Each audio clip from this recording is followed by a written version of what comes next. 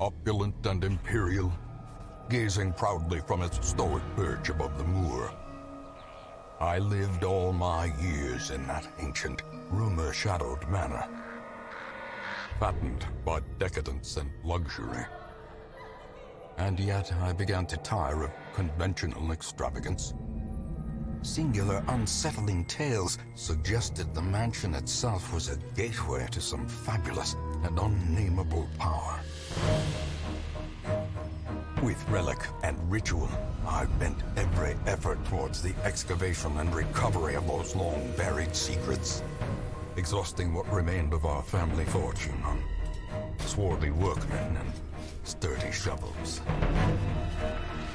At last, in the salt-soaked crags beneath the lowest foundations, we unearthed that damnable portal of antediluvian evil.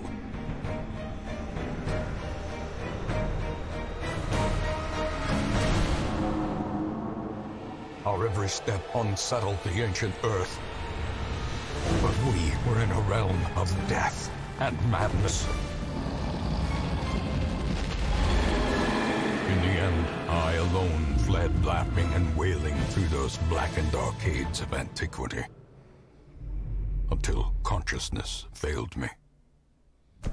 You remember our venerable house, opulent and imperial. It is a festering abomination.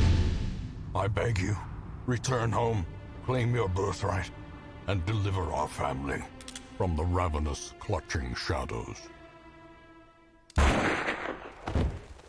of the darkest dungeon. All right, this is turning into a pretty regular Friday thing. I was debating about some other games, and then I also wasn't feeling 100% today, and I went through my list and said, you know what? I'm going to man up. I'm going to do... Oh, that's right. And I'm setting myself up straight for the courtyard, too. I am going to die. But yeah, so hello, everybody. It's a later start tonight just because I actually wasn't sure if I was going to be streaming, but I forced myself to, to make good on my habits. I know Friday's usually been a little bit late anyway, and I think Twitch is all messed up in terms of being able to report it. So maybe just as a warning, this may not be a full-length stream depending on whether or not I'm still feeling under the water. I'm not under the weather. I'm not 100% sure if it's the smartest thing for me to be doing, but I'm having some coffee to try and pick myself up.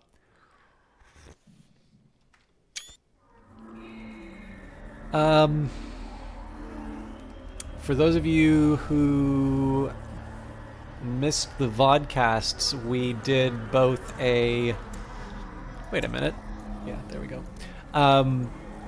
So there was a...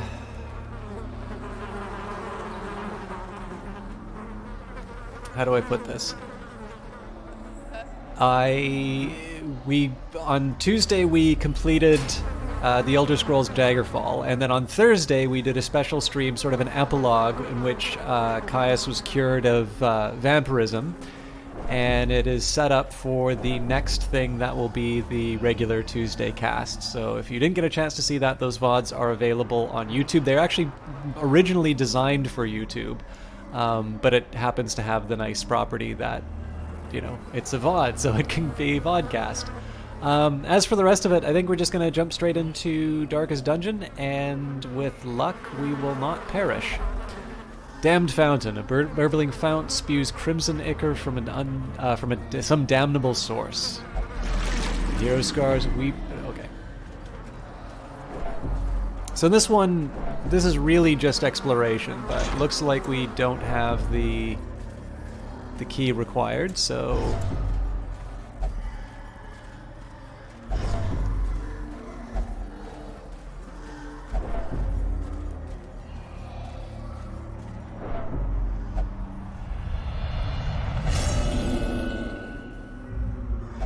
Wherefore, heroism?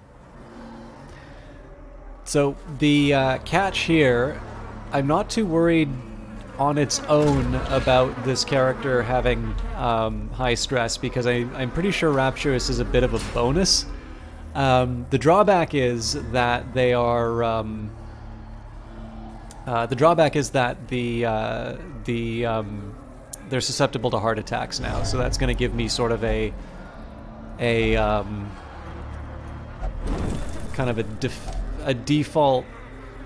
I don't know how to put it best. Like, it's going to give me sort of a limit in terms of what the adventure will give me. Okay, looks like I need to make some decisions in terms of what I'm giving up. We'll take the Ancestor's Portrait in, and we'll dump the herbs. With luck, we will find the key.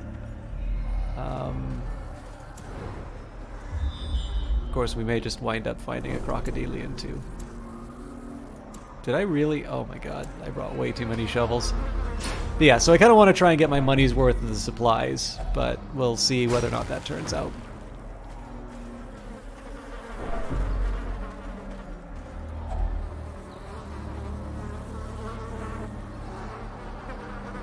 I don't remember what this symbol means, so just give me a quick second to... This is one of the cases where I don't normally like consulting the wiki because I think the game is specifically built in such a way that you need to learn what things do, but I actually don't recall what the effect is here.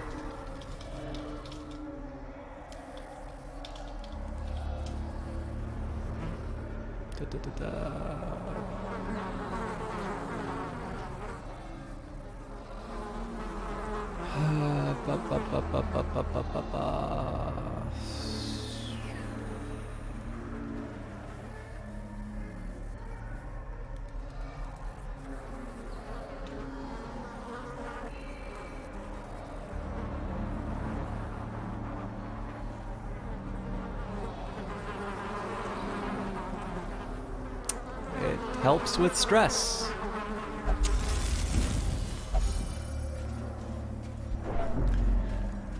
That is helpful to know. All right, but nothing here. So this is apparently a quiet run of the courtyard. Not that I'm complaining.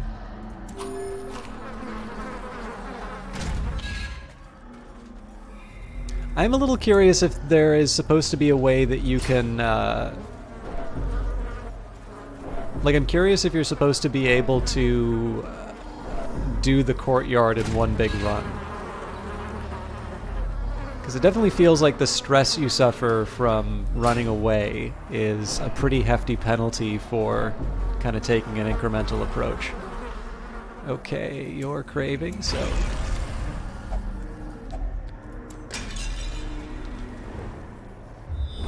Apparently breaking that gave us a scout.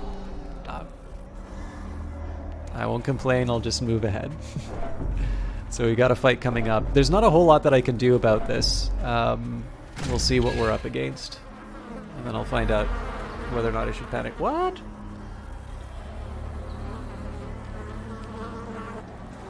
I thought we had a fight. Okay.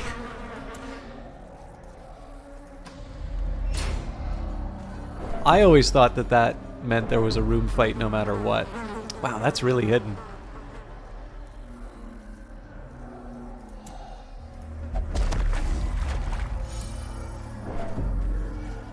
Of course, the catch here is that because I don't have any fights, my Jester's not helping at all with the...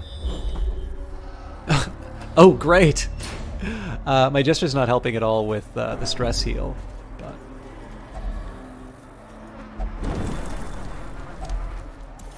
Again, I'm happy to collect my goodies. So this always invites disaster. I'm not sure whether or not I could... So there's two views that I have about this. I can keep going with the...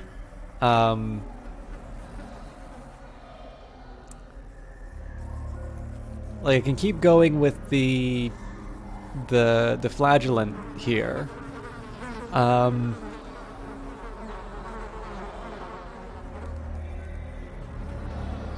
I could...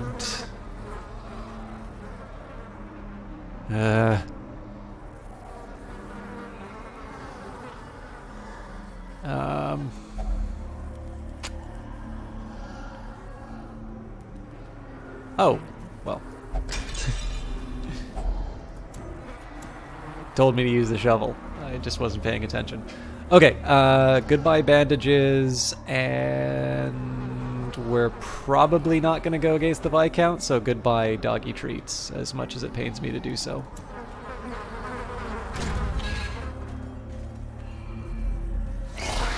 Alright, now we have a fight. High priority on the manservant because he turns into a bunch of nasty little... Alright. Normally I would probably focus the hounds, use the hound's rush, but in this case if I just do 1 damage to the manservant, we know he's dead. Hey, that was well worth it. Alright, we'll do a battle ballad quick. Ah, oh, come on. Do not taint the purity of the strength the blood gives me! We'll get him to sing the flagellant to sleep. Slowly, gently. This is how a life is taken. I think he's done too. Oh no, he's 1 away.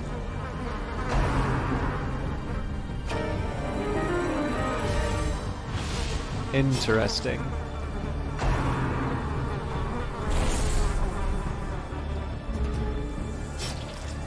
So I'm going to prioritize the Sycophant if I can.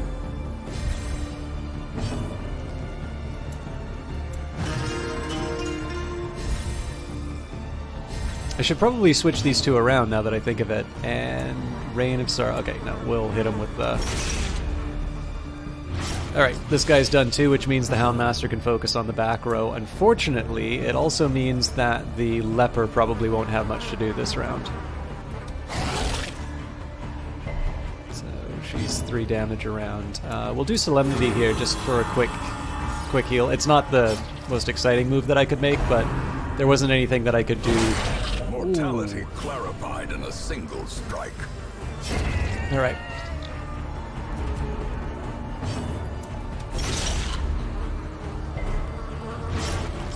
Okay, so she's done, so in this case we'll just take the opportunity to heal up while we can. Queen of Hearts, how you doing? And again, inspiring tune to just try and bring the flagellant off the ledge. The slow death, unforeseen, unforgiving. Okay, I'm gonna have to start making some hard decisions in terms of what I want to prioritize in terms of a return on this journey. I think we'll exchange the bust for the emeralds. I'm gonna use the torches and the shovels when I can, at any opportunity I can. But unless I have... Yeah, I don't have any space for anybody to use the Ancestor's Portrait. So at this point, I'm just going to be focusing on getting as much stuff as I can, and part of that's going to involve using shovels and torches when possible to sort of maximize my return. Always happy to have you, Queen of Hearts. It's actually helpful. I know you say you're just lurking, but it's actually kind of helpful that people are chatting because there seems to be some sort of a bug on Twitch right now, which is just listing everybody's view count as 0, and we've got I'll wait on the Craving. So I don't have any indications that people are watching unless people talk in chat, which is fine. I mean, I can normally... I'd like to think that I can still hold a cast without, you know, without talking, but it's just nice to have that verification.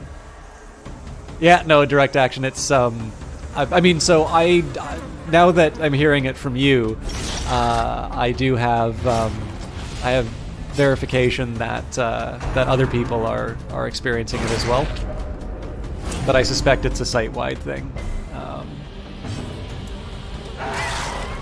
Makes me feel like a failure. That's actually desirable. So, we'll keep the bleed on. So 7 around. They're gonna heal up though. Oh no, they're not. Surprising.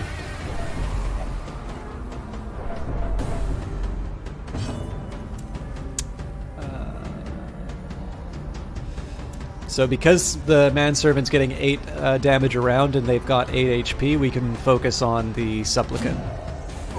Or we can completely fail to hit the supplicant.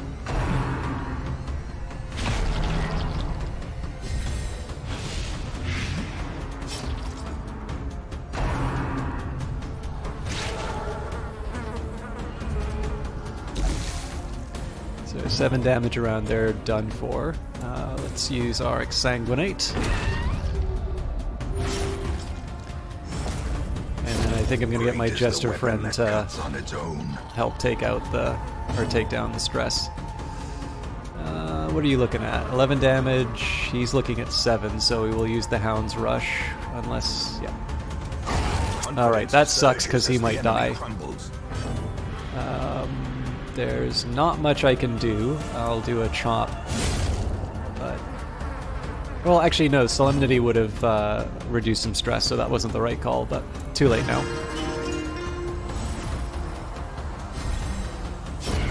Hey, Jim the Eternal! Long time no see. Thank you very much for your... Wait a minute, why didn't that... Did that alert pop up and I just didn't pay attention? Anyways, how you doing? Have you done anything with Cultist Simulator recently? Because it looks like we're going to be getting more of it. For those of you who don't know Jim the Eternal,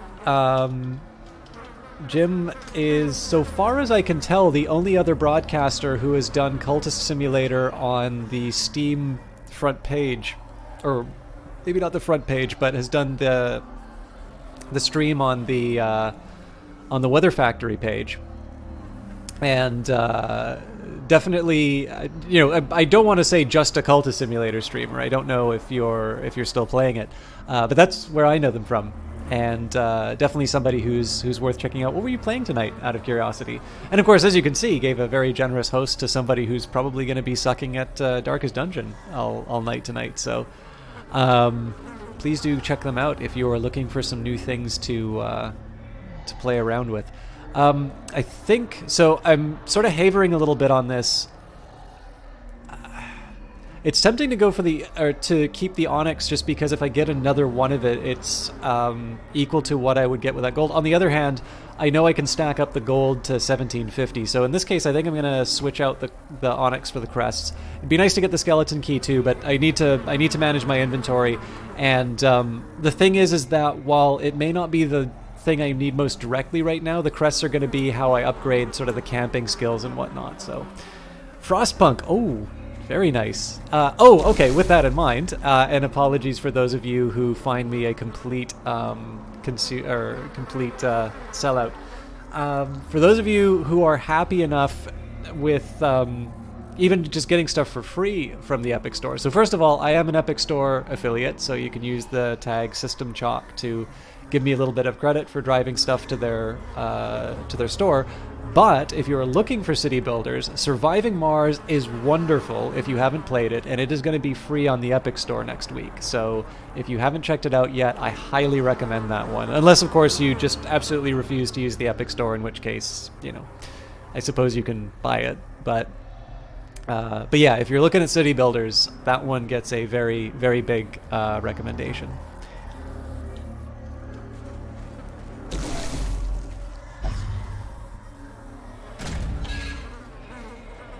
Oh yeah, it's wonderful. I actually had a fairly regular vodcast dedicated to it. And I will be getting back to it, it's just I'm sort of running out of time to do things.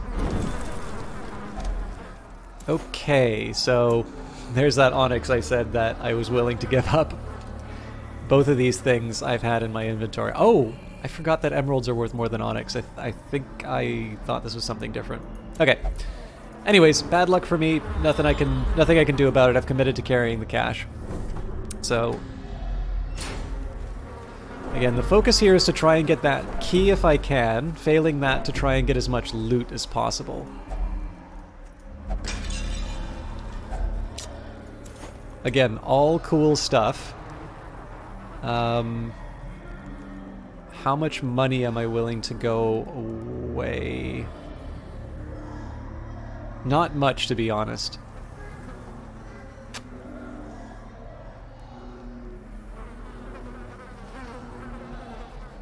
I'm slightly curious what the torch does. Okay, it gives extra accuracy for a battle, so that's not really worth that much to me. I do want to keep the food because that's going to keep me alive.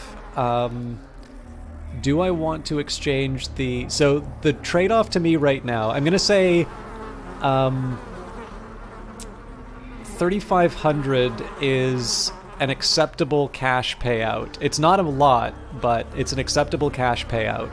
I've got a ridiculous number of crests. I do have a use for busts. So the question here is, the trade-off that I'm seeing here is I've got 2 shovels, which are draws from loot. I've got 2 torches, which are also draws from loot in the form of that, of burning down those hives. And to me, getting 2 busts is not worth 2 draws for something that I think is really cool.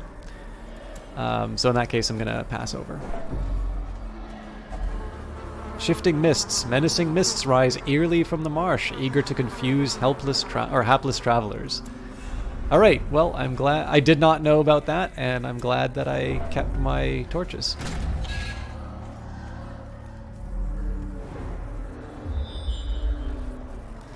I'm gonna be a little disappointed if we don't wind up getting the key, but we do have goodies. That's a thing. Oop, I wasn't paying attention. Watch your step. Alright, it is mildly tempting to try and feed these guys, but I'm gonna hold off for a little bit. Make them really want it. We'll definitely feed them before the end of the quest, but...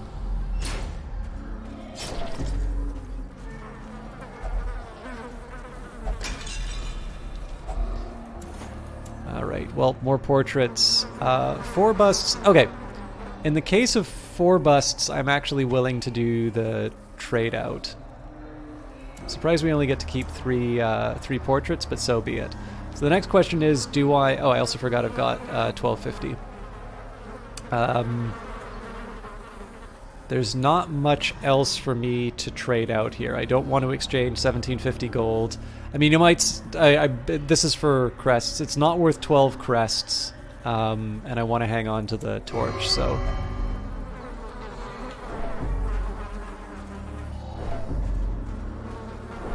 The real question is going to be whether or not I want to keep going once I know my pack is full.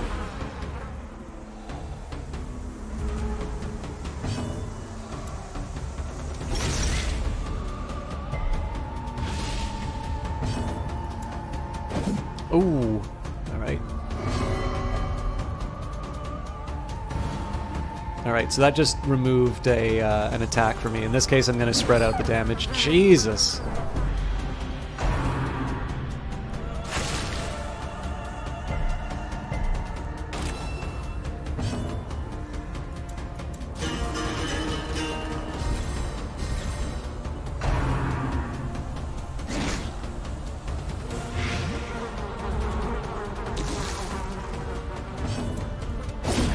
Continue the onslaught.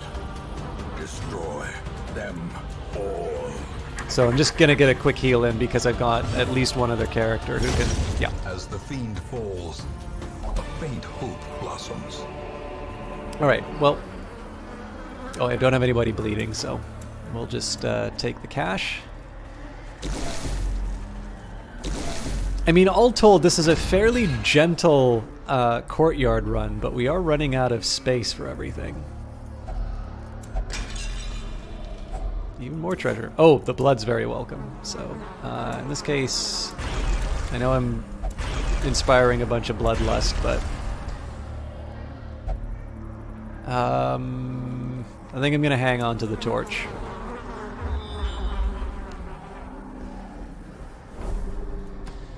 And I really need this jester to start doing some more music. But again, we haven't been running into too many fights, so... Spirits command me to do this.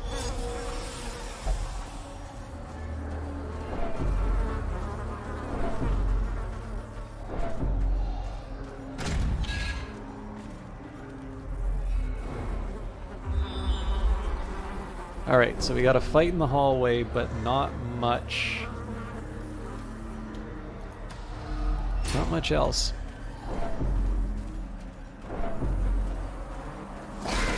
Alright, well, these guys mean business.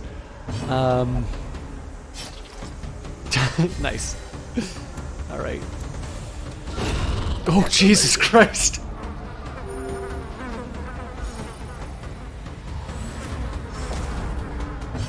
So we'll... Oh, gee. Okay. I think we'll go straight for inspiring tunes here.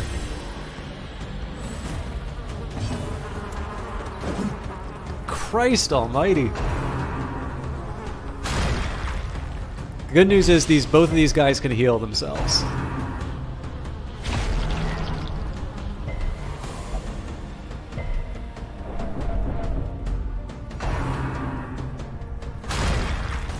Bad news is this guy can't heal himself.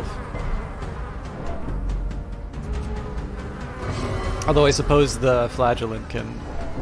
Injury and despondence set the stage for heroism or cowardice. Right. I definitely need to get some people off the board first. Eee, this is getting a little dicey. Something's causing this guy to miss. Maybe I'm just going crazy. We'll see if we can tide him over for another round, but it's going to be a little concerning.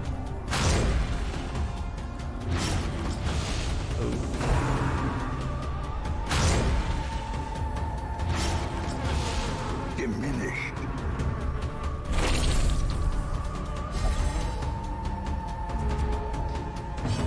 Okay,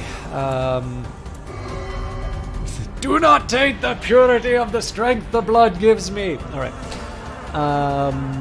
Let's buff everyone. Okay, so...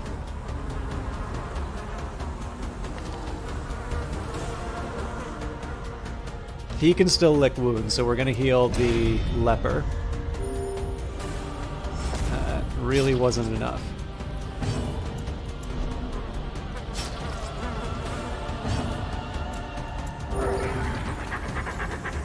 So we're really just waiting to get pulverized by these guys again, but we've at least bought ourselves a little time.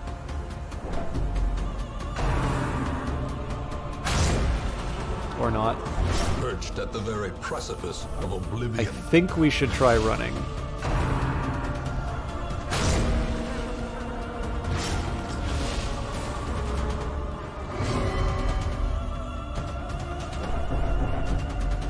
Run for your lives! The Reaper is coming!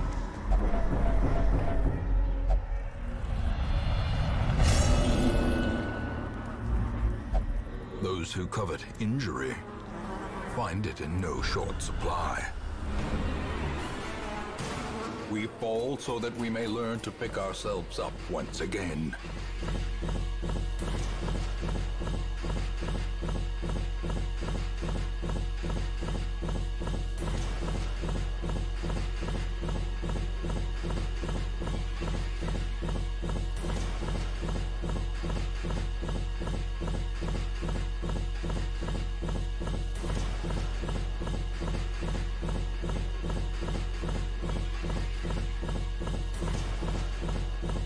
So kind of hard to call it a loss after that.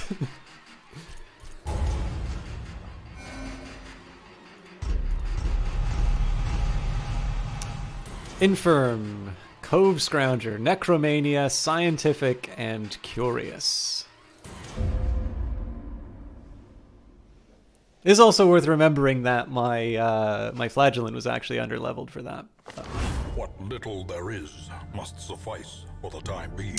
Lost shipment. Yet another cargo vessel has sunk off the coast, and the surviving crew have proven distressingly evasive concerning the particulars of this latest nautical nightmare. Supply quantities changed by 50%, provision quantities changed by 50%. Exciting!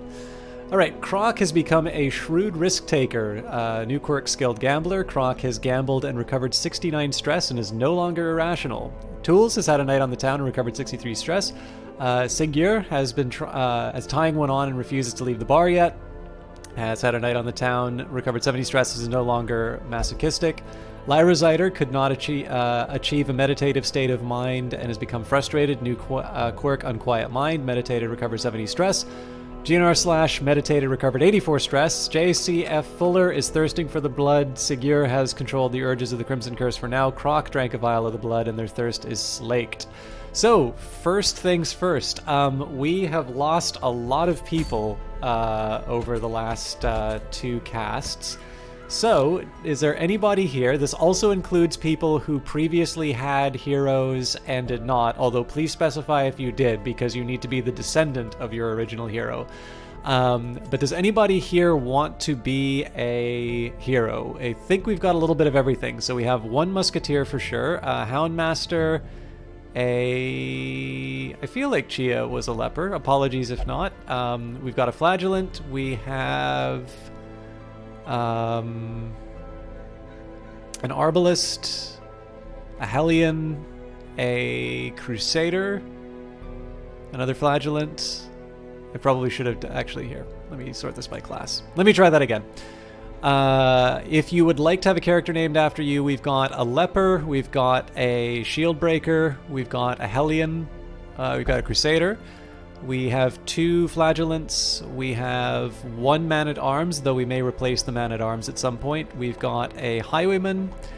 We have got a vestal. We've got 2 houndmasters. We've got 2 antiquarians. We've got a plague doctor, a musketeer, and an arbalist. Hello, Dolby! I believe you had a character before, right? What kind of a character would you like? You can be a crusader again if you would like, or we can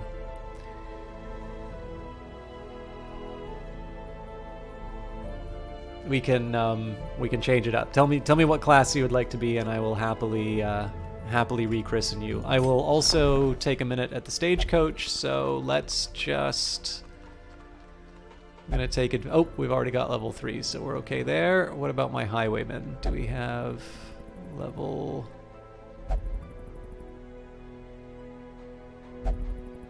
Okay, those are all right, and the shield breaker.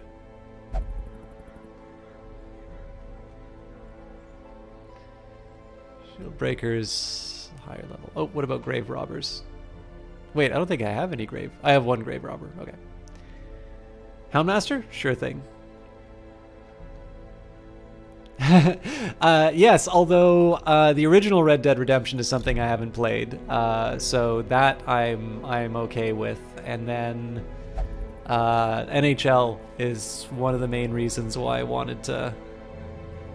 One of the main reasons I actually wanted to play around with an Xbox. But you're right, I have no need to purchase Red Dead Redemption. Although, I was playing around a little bit and I was like, oh my god, exclusive to the Rockstar store, this is beyond the pale. I can't believe that Rockstar is doing that. Because of course everybody knows that I am completely fine with and in fact encourage the existence of the Epic Store. But some people took that as very serious, so. All right, L. Dolby. Now,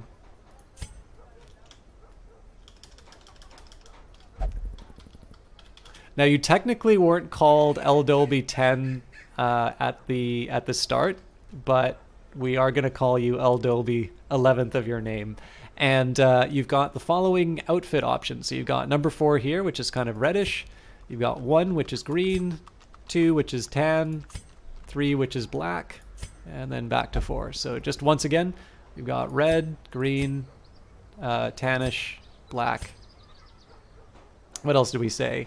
Direct Action says, you're missing out not having played Red Dead Redemption. The DLC is one of the best in gaming. Okay, well, I mean, this is the advantage, right? I have an Xbox now, so I can mess around with it. Number 1, okay. Will you be playing any Quantic Dream games when they come to Epic?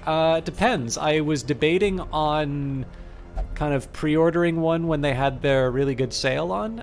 But the thing is, I own so many games. I'm trying to like minimize the number of times that I just like pick up pick up things without a clear mind to play them. So I'm open to the idea. I will admit, when I do stuff like Life is Strange and the Telltale games, I really enjoy them, but I tend to notice that the attendance to those broadcasts is quite a bit lower, which sort of indicates to me that a lot of the narrative stuff doesn't quite hit. And I think that's more a statement in terms of how I do them rather than any broader statement in terms of how how popular they are. But it is one thing that I sometimes have to keep in mind. So I am not opposed to it, but I currently don't have the means. So, oh, he's a tippler. So all of the Crimson Court, or sorry, Crimson Curse folks are going to be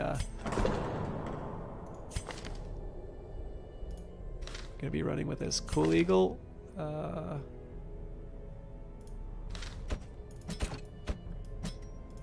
We'll leave you with your thoughts.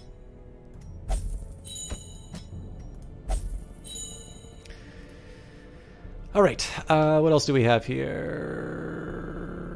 Narrative. I don't know. I think it can work reasonably well. I mean, the exception to that would be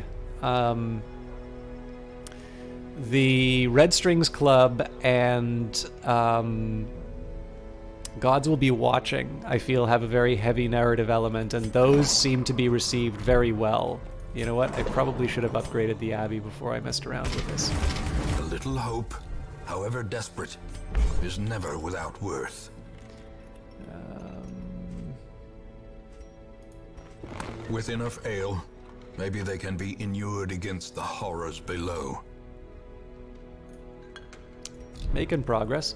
But yeah, so those actually worked quite well. And I'm not entirely sure that the puzzles behind those are, I'm not really sure they're entirely the draw. But again, it's if we knew what worked on, if I knew what worked on Twitch, I would probably be a lot more successful. But all right, so it's a little tricky here. I've got a Wasting Hellion, but it's not clear to me. Well, no, the Hag Witch. Thing is, I'm short on people who can actually handle that fight. So I think I'm going to have to risk it with JFC Fuller, because they're definitely not going to agree to... They're definitely not going to agree to come along on, like, Take Back the Farmstead, for instance. So this time I'm going to focus on trying to bring up my Vestals. So we'll find a nice easy dungeon for them to run. Lock of Patience. Long... Okay, so we've got 2 long dungeons. Sacrificial Cauldron is not bad. Both of these have things that I need. I'm a little hesitant to go to the ruins because of the... We've already got a boss and we've got the thing from the stars. Yeah, I think I'm gonna try the Cove. So Telebois will come in for healing, and of course just trying to level him up. I think if I had level 3, yeah, level 3s don't want to come along. So I will also bring Crevecoeur, although let me just take a look where we're at.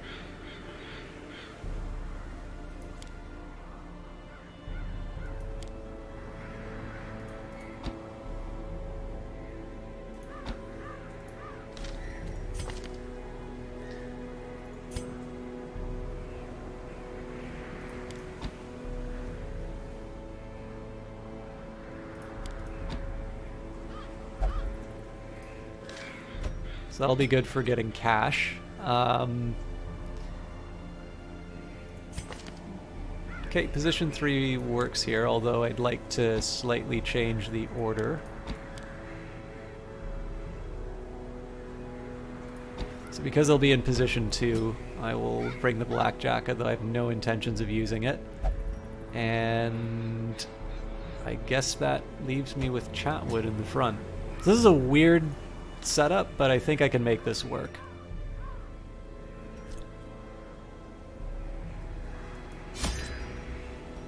Okay. Nobody's got the curse, so we'll just make sure that we bring enough food.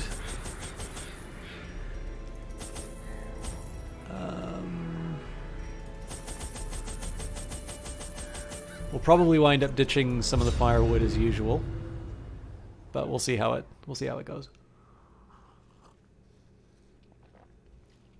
Speaking of games that are actually really difficult for me to run with, hey, the Eyes of Sin, hello, I hope the game is treating you better than your day. I hope tonight's been well for you. You know what? It's been pretty decent. Fish is almost unbearable. For those of you who don't know her, and I'll take a minute to show you her lovely work. So first thing we've got are the lovely emotes that the Eyes of Sin did for me. For those of you who subscribe to the channel, you have these. I am especially fond of System 1 HMM, and in addition to it meaning something very particular to me, Eyes of Sin did this completely unbidden. I thought she did such a wonderful job with this one that I always like promoting her. She does do emotes for commission, so if any of you are looking for any kind of art for whatever reason, she definitely has very good rates, and you can see the quality for themselves. If you're curious about some of the other stuff that she has done, we've got a whole bunch of these. I particularly like the rant one. I hope I get these right. I think this is it. Apologies if I got it wrong, Sin, but these are more of her delightful work. I do not believe I have a subscription to Elegy anymore, so I can't show you the work that she's done here, but obviously the Eyes of Sin is a very talented artist who I'm incredibly fond of, both as a person and as an artist, and of course as a streamer. The Eyes of Sin did a wonderful Canadian game which I played on my very first iPad called Super Brothers Sword and Sorcery EP. It's by Capybara Games, who made Grindstone for Apple Arcade. For those of you who do have an iOS device, I strongly recommend that you try Apple Arcade just for Grindstone. The first month is free, so you'll figure out whether or not you like it, but that is such a great game. And Eyes of Sin and I had already been talking for a little bit before that, but when she mentioned that she liked Super Brothers Sword and Sorcery, and then I saw her playing it on stream, I was just so unbelievably happy to see that. So anyways, there's a story about why I think she's a classy gal. The water is contaminated, and I got vertigo. All right. Eyes of Sin, I have some bad news about your character, but the good news is there's a replacement grave robber if you would like your name to be attached to them. I don't know why I lit that torch, because I knew jolly well that there wasn't going to be anything waiting for me. If you're around when we get back to town, let me know, and we can set about setting about attaching your name to something. Now, the Cove music is probably my favorite battle music. Especially when it gets, like, the battle's really tough. Having been able to take a look at Fmod, I actually understand how some of the logic works a bit better. I don't know why I stunned the guy who's already moved. But yeah, I think I just think this is such a good one. I have the soundtrack on my phone, so if I need to focus at work, it's either the FTL final fight music or it's the Cove battle.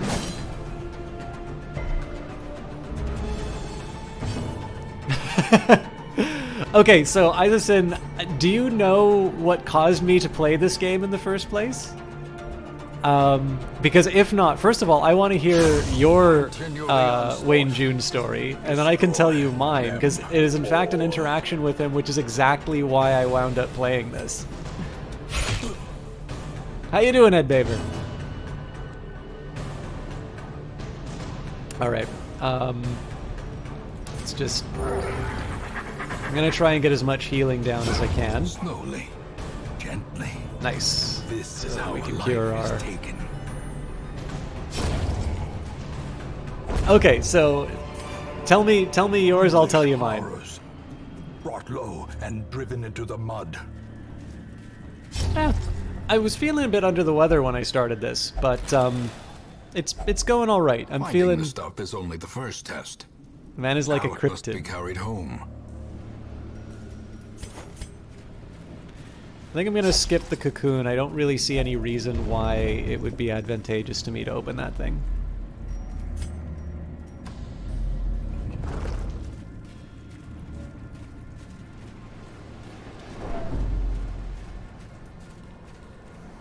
So again, the focus on this is going to be to get my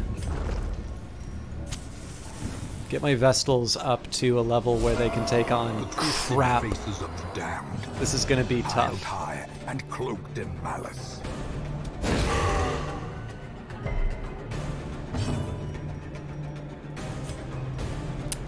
So do I want to try and inflict bleed, or do I want to try and go for the stun? You know what? If I can stun this guy, it's such a boon. Yes!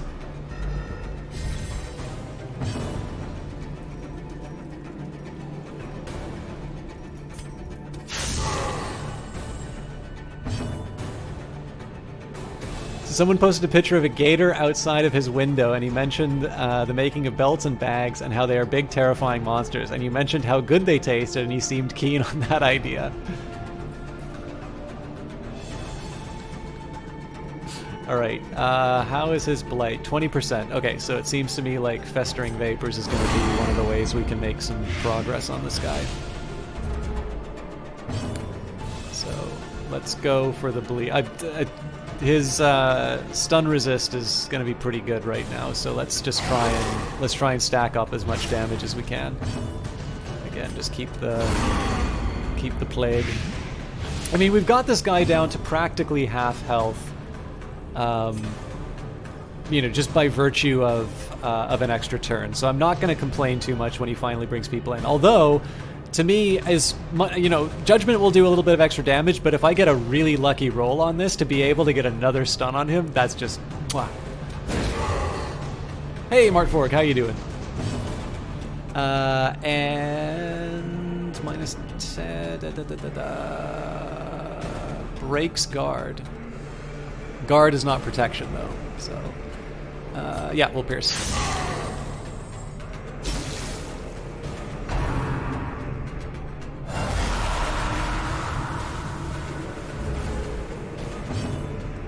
So, again, we'll just go straight for the face, because we've got this guy down so low, it's possible that we may be able to take him out before his summons can do much to us.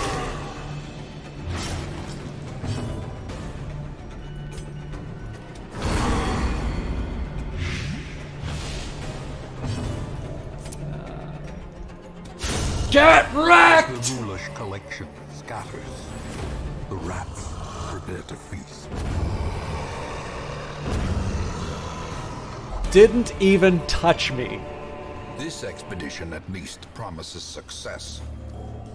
Thank you. Yeah, so, Sin, this is not anywhere near as impressive as your story, but also I thought I put the agility vessel on this guy. Ornaments, neatly ordered, lovingly admired. But I can't even remember exactly what it was, but I sent him the Orson Welles. Out of curiosity, people in chat, how many of you know the Orson Welles Frozen Pea commercial? Because if you have not heard this, I'm going to put it on in the background so you all can enjoy it. Anyways, so I shared this with, I didn't even share it. I think I tagged him in it or something like that. And he laughed and he shared this really good little bit of William Shatner doing some voice recording and just torturing this poor engineer who had given him some direction, which was basically like, William Shatner would say it this way, which is clearly nonsense because it's Shatner himself delivering the lines. So I was extremely amused by it. It gave me a good laugh, and I decided that it would be really appropriate to do the Darkest Dungeon on stream, and that's basically why I've been doing it ever since. It's purely the fact that he sent me a fun little little audio clip. Seeing less eco stuff, more along the line. It's a friggin' monster, and it's in my yard. It's dead, but okay. Amanda But Spooky says, I suppose that's also fair, but the might as well make a handbag and some belt sentiment is still appreciated. That said, I used to live in Louisiana, and although I adore the animals, they are very territorial. Wait, what? You adore alligators? Absolutely. They are fascinating creatures, almost entirely unchanged evolutionary from their ancient ancestors. Beautiful apex predators that also happen to taste delicious when deep fried and properly seasoned. Now you're talking. Sorry, I guess I should do, now you're talking. There are very few sustainable hunters who processed and sold the meat and skin from the alligators that they hunted. As long as it's done respectfully and sustainably, I have no issue with it. And man, does fried gator go really well with homemade potato wedges and slaw. So these are really old commercials, Ed Baver. So here's what I'm going to do, guys. Apologies for those of you who don't find this amusing, but I'm going to do Orson Welles frozen peas. So basically, for those of you who don't know, Orson Welles is, you know, the great, well, entertainer overall. I mean, he's a magician, he was radio play, he's a filmmaker, but he found it very hard to finance his work, and a lot of the time he would lend his voice or lend his basically his identity to brands that sort of wanted to class stuff up a bit. And so this is an audio clip from a series of recordings for, I'm pretty sure it's Findus. But anyways, it is very clear that he is not happy to be there, and I'm going to leave you all. I'm going to change the audio a little bit so you can enjoy this, but this is why I am playing Darkest Dungeon.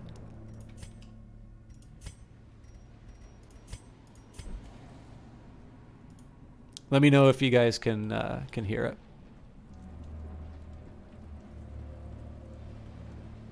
It's still loading. Come on, you can do it. You can do it. Do you want to go through everything and then come back? No, tell me. I usually prefer to, but tell me what's wrong. All right, I just think being very open could be open. Nothing is more important than the simple act of people getting together. Could I have one more go, also, please? Sorry. What? Could I have just one more take of that? Why? I just did it right. Oh, look, I'm not used to having more than one person in that. One more word out of you and you go. Is that clear? Yes, sir. I take directions from one person under protest. But from two, I don't sit still. But who the hell are you, anyway? No, I'm there. Well, why the hell are you asking me for another one? Well, I thought there was a slight bump, and I would like, just like we say. Jesus. What is a gonk? Do you mind telling me what that is? No, a bang from outside. A bang from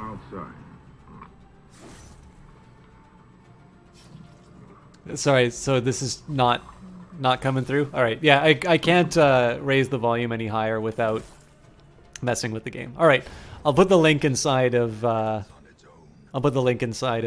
chat.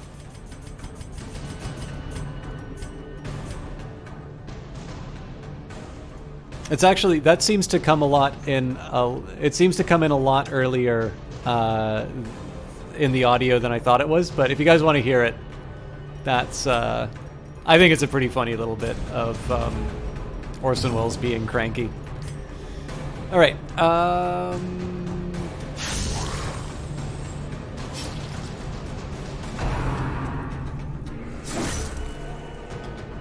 I'm going to try and put the blade on this guy again just because he's a little more susceptible to it. And we will heal the Compassion is a shield rarity breaker. in the fevered pitch of battle.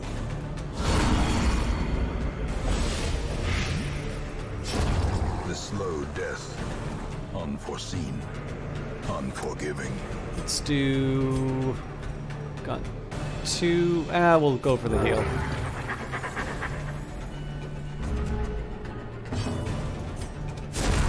As the fiend falls, a faint hope blossoms. This is just to see if I can get the Vestal to heal, and she can. And this guy's gonna die on his own. Nice. By inches. The match is struck. A blazing star is born. So again, this is just an exploration mission, but because there's loot, we'll still head this way.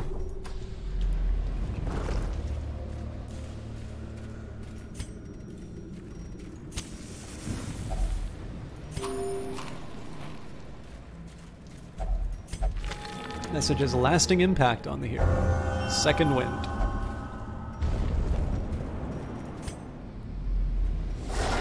Alright, I want to take out the drowned thrall first. So I'm not really well equipped for stress, but the explosion caused by the thrall is my biggest worry right now.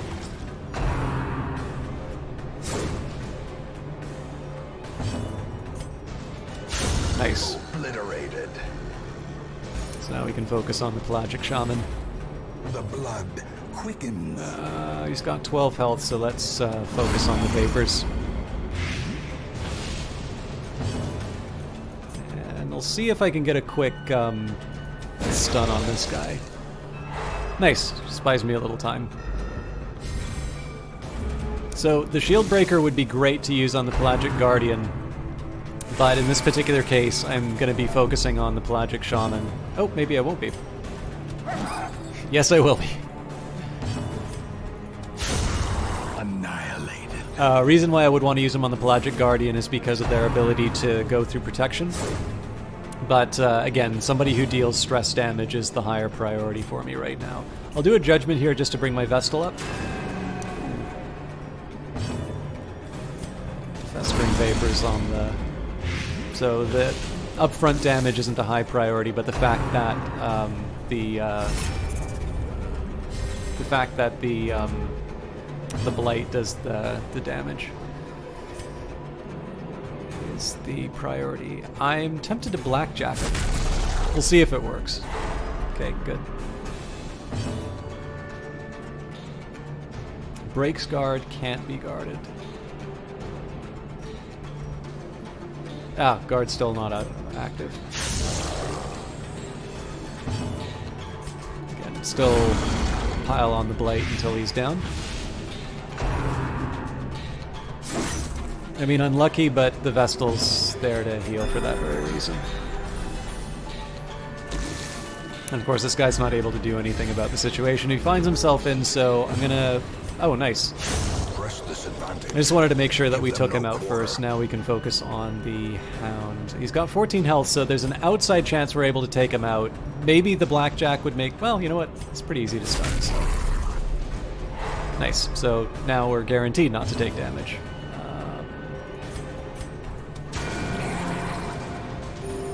You can't delay an action. No, you can skip or you can move, but you can't make your character wait.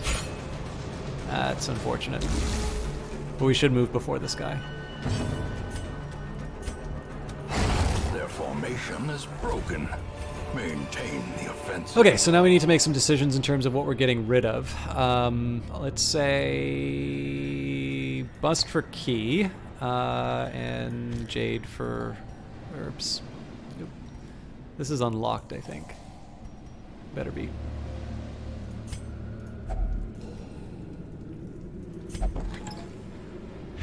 No! Alright. 3,500 gold.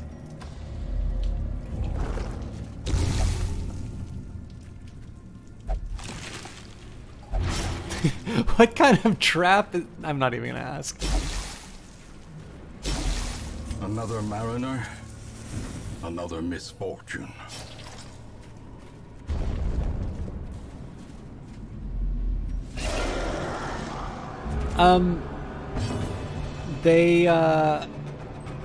So the medicinal herbs,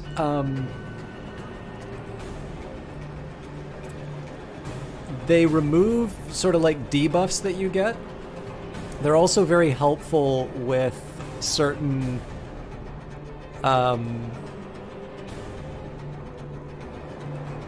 they're helpful with certain curios that you find. So like most things, so it's a little bit like asking, you know, what good are keys?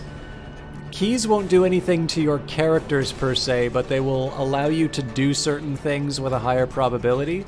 In the case of... so they're slightly more useful in the sense that you can get rid of the debuffs, but the main reason why I would keep them in my inventory is because they'll allow me to do something else with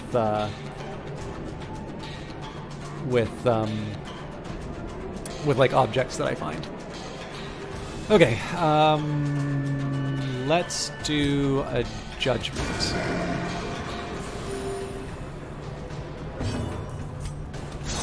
Ooh. I still want to do the Hound's Harry. I'm gonna hope that the Nervous Stab is gonna be enough to take the Drowned Thrall out. Or I get stunned. But I'm pretty sure he doesn't do a first turn explosion.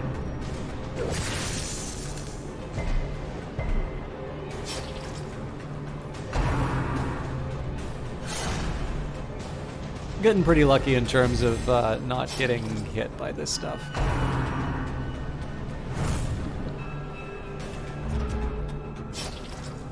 So again, I'm gonna be a little risky here, and I'm gonna leave it to the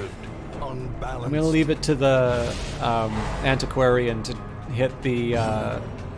Actually, you know what? Hound's Harry is still. So we know this guy's down for sure. Confidence surges as the enemy crumbles. This opens up. Nice. So everybody else heals now.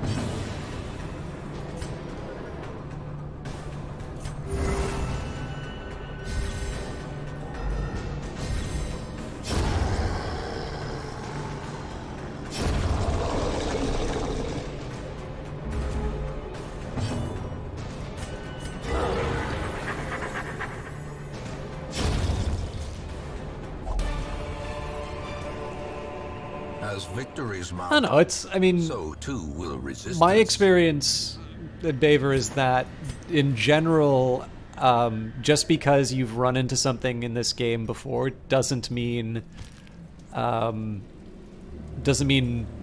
it's obvious. Like, it's obvious what to do. Like, I constantly forget what certain actions perform. I think I'm okay with this. So I'm definitely not going to use 2 camps in this dungeon. It's nice to have the dog treats, but I almost never use them unless I'm really desperate. And the jade is like one of the least valuable to me. So I want to keep the food because that will allow me to use my firewood. There might be an argument for me to get rid of the 2 torches in favor of it, but it's like, here's the way to think about these trade-offs, right? It's like, I've already picked the things that are valuable to me. So then the question is like, okay, do I want to give up 2 torches for 2 dog treats? Not really, you know. Do I want to give up a campfire for a torch? No, I already have one, and it's pretty unlikely that we're going to get so devastated that I need 2 campfires. So it's like, do I want jade? You know, would I give up 2 torches in exchange for jade? And I'm like, well, giving up the torches at the wrong time might mean that my stress goes up a lot higher, and it really only gives me 375 gold. So for now, I'm gonna say sayonara. An evil force engulfs the hero. So minus 25% damage and accuracy until camp. That's not great. Could you use the stuff here and now? Like the stuff that I've got here? Not really. I mean, my torch is not yet at 75. This is always going to be worth 25, so I like to wait until I'm at least at 75 to pop it again. As the light gains purchase, spirits are lifted, and purpose is made clear.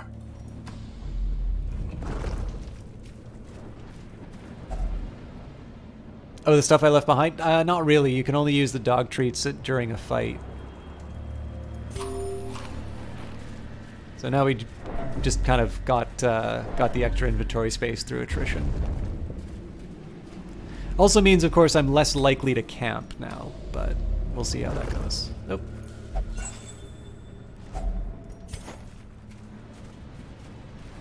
Guess I should be letting the antiquarian take this stuff. I think you get like free stuff for. The way is lit. The path is clear. We require only the strength to follow it. The hero receives a nasty gash. Oh, maybe not. Alright, so less likely that we're going to be camping. Okay, so Cultist Acolyte and Pelagic Shaman are my two priorities. In this case, I'm okay using the Hound's Harry, just because I've got two humans which bleed a little bit more likely, or a little more likely to bleed. We'll try the Pelagic Shaman. The main reason for that one was because they hadn't taken an action yet.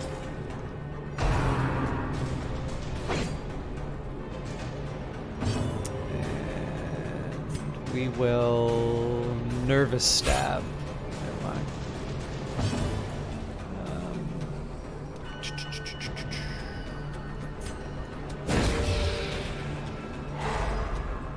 Stop him from doing the stress damage. Alright, game's been rather merciful. There is still taking 2 damage around. I'll probably just leave it to the Antiquarian to do the damage to the Acolyte. We'll focus on the Pelagic Guardian here because of the Pierce. 2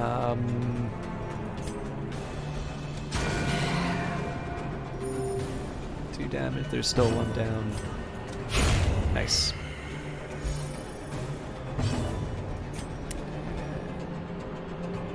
I'm gonna Hound's Rush it. This is just because I suspect we'll get an action before the oh, alright. Well, my opportunity just passed.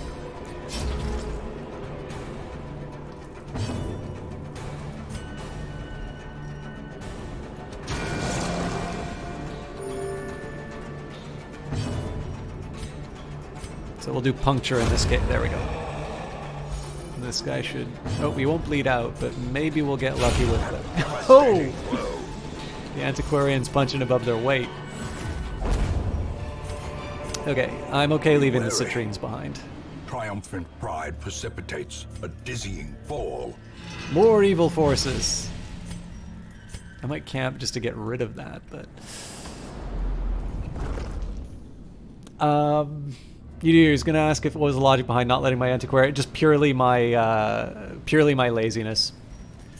I've never seen anyone use the before last character class. She does not seem very powerful. The Antiquarian, so the reason why I'm getting all of these minor antiques and rare antiques.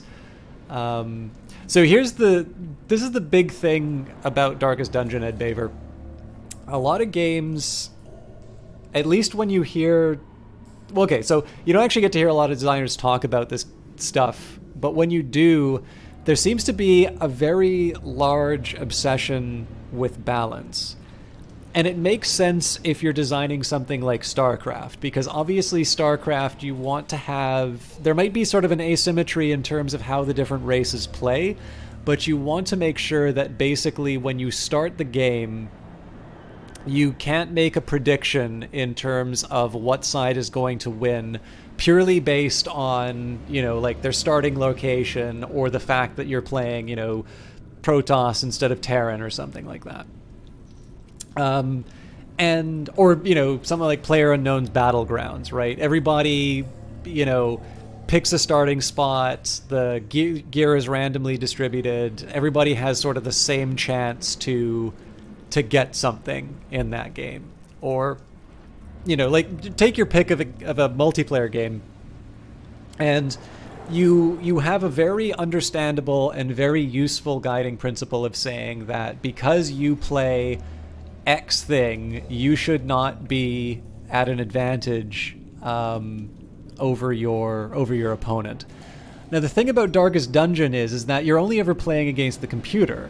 And the computer really doesn't care if you win. In fact, if anything, it probably wants you to win. And so the funny thing about some games is they seem to really want to focus on balance in the game.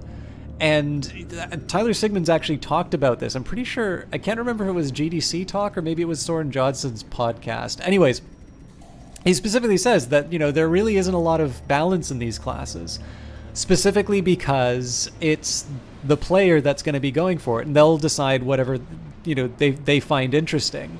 So the one I will say about the Antiquarian, you are right that they are weak. So like, what is the main thing about the Vestal? Well, they're an obvious healer.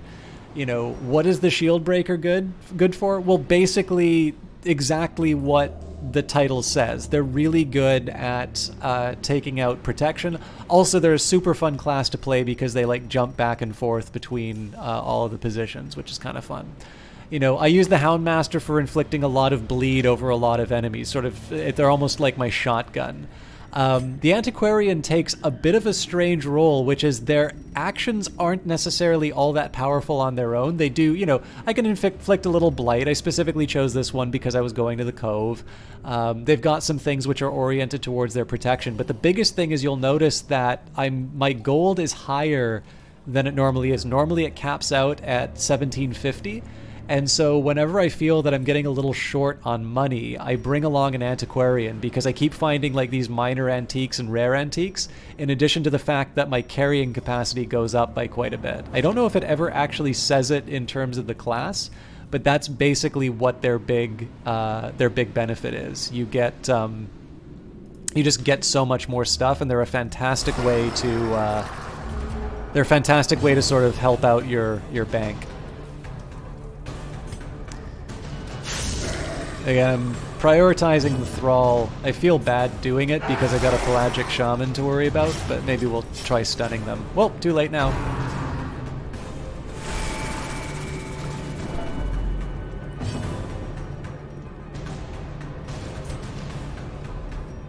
Now we'll do Judgment.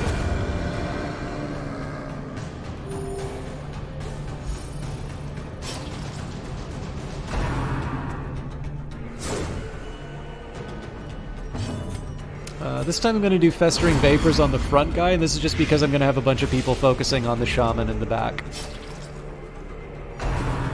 Just basically the fact that I knew I wouldn't be able to kill the Shaman at that front round made me decide to try and do some ticking damage. As it turns out, it would have been better for me to stun the guy. But...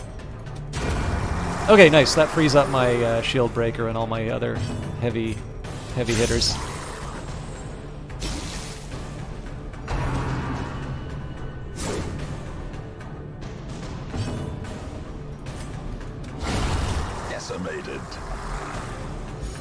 Normally I would have made an evaluation about whether or not it was better to wait for healing, but my party's pretty much at full health, so I'm not too worried about it. They can be beaten. So that's the second Jade that we've passed up, but I still don't feel bad about skipping them. Although I should probably consider, like, I should either decide, like, I need to use the firewood or I don't.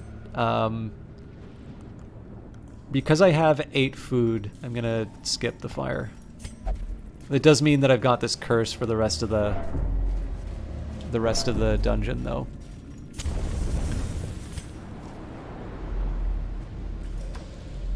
It'd be nice if I can get a scout. Whoops. Ancient traps lie in wait, unsprung and thirsting for blood. Oh, excellent. So if there's like a fight here, I'm not going to worry about it. Oh, but there is treasure.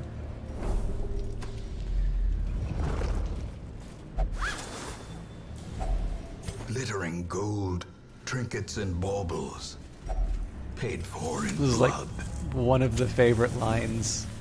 It's a well delivered. It's just I have other favorites. You kind of have your own ideas about the whole balance thing too, but here you figured characters have a purpose beyond their immediate. Yeah, I mean not everyone, but the Antiquarian is very much a character who is focused on. Is very much focused on... I'm gonna leave this to the Antiquarian. I am, however, gonna focus on the Deep Stinger because they can stun people.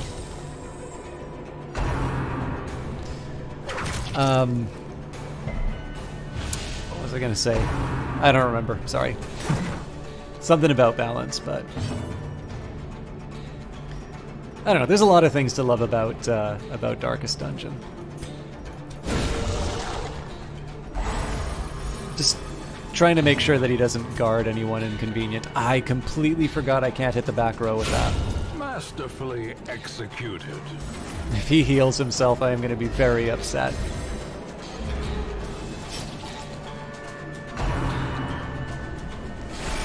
Alright, so I pay in stress. We'll do Hound's Harry, we might get lucky. I did not get lucky.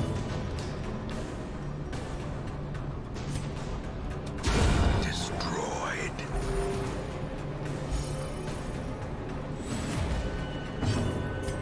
So again, focusing on breaking the protection for the front guy.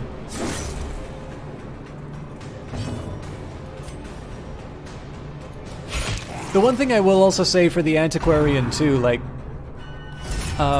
it is true that you don't normally consider this hero a combat character, but do also keep in mind the reason we were able to take out the Collector the way that we did was the fact that the Antiquarian was putting Blight on him from the very beginning.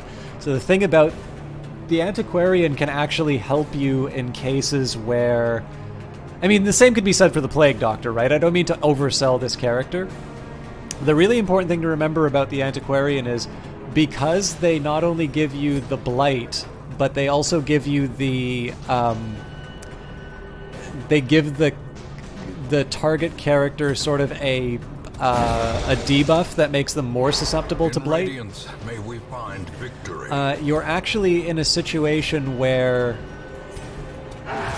Like, you got to see it in the playthrough. Like, we were actually able to make a lot more progress against normally a very difficult character, just by virtue of the fact that we were able to stack up that damage. So in some cases, even something as simple as Festering Vapors, being able to assign that on any column, in some cases it can actually be really beneficial, like, especially when you have a character with very high protection.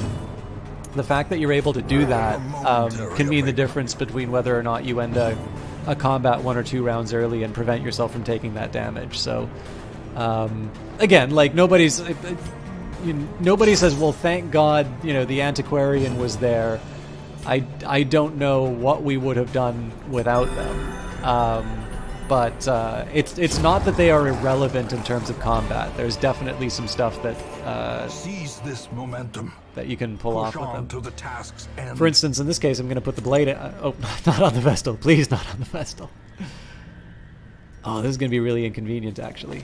I don't think there is any way for me to switch the trinkets. Not without dropping one of these items. What a bummer.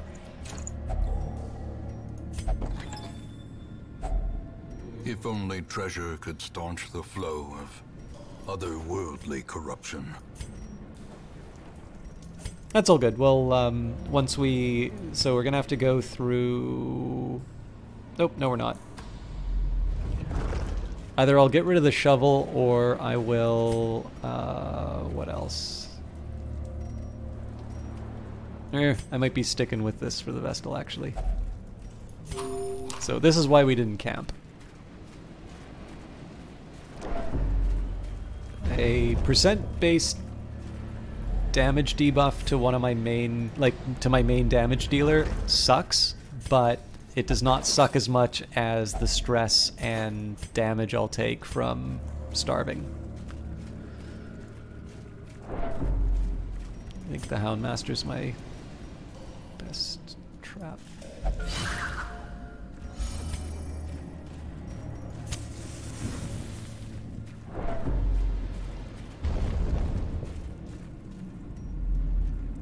I don't believe you can swamp it during camp either.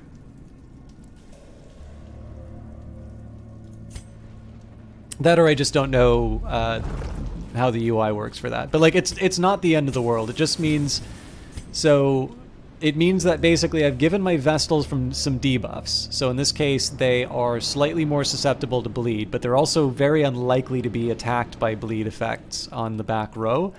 And I've denied my Antiquarian the ability to boost their blight skills, which, while helpful in certain contexts, are not like, I need to do this at all costs. Okay, I will now take the opportunity to right the mistake. There we go. Of course, if I run into a barrier, I'm going to feel very foolish.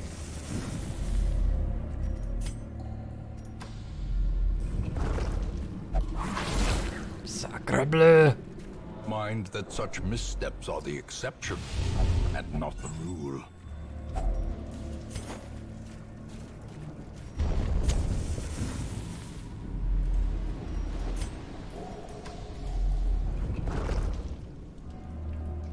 Yeah, so the trick on it is that if you right-click the character,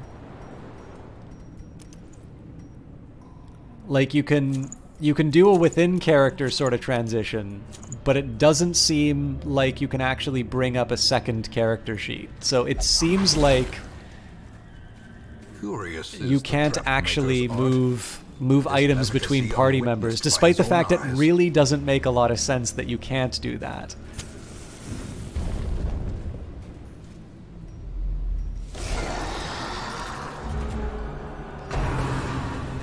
Alright, same story as usual. We've got two sort of primary targets, but the Drowned Thrall is always public enemy number one, so we're going to focus on them if I can. The only question is, do I want to try Dazzling Light? I can't do Dazzling Light on the back row, so we'll do a Judgment instead.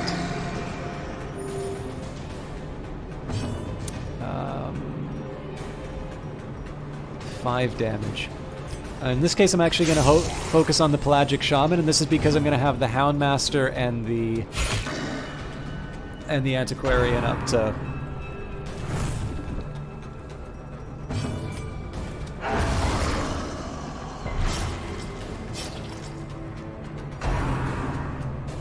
So, the Sea Maggot's another great example of a character where the Antiquarian's really helpful. You don't expect the Antiquarian to do any damage on the front, but the fact that they're able to inflict that, even 1 blight damage a turn, does a lot on the Sea Maggot.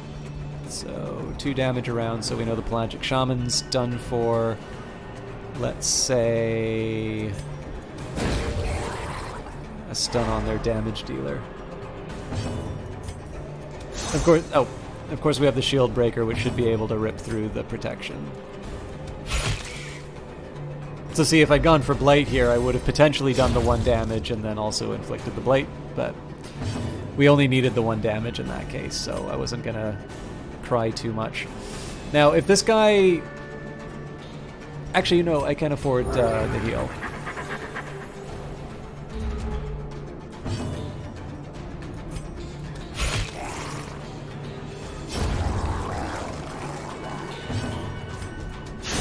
Cool. A trifling victory, but a victory nonetheless. Sorry, I wrote about Grindstone on Twitter, and I'm noticing that there's a little attention that that's getting, and I'm curious why. Oh, that's really funny. It's a bunch of people from Capybara. Okay, I kind of want blood. I kind of want money.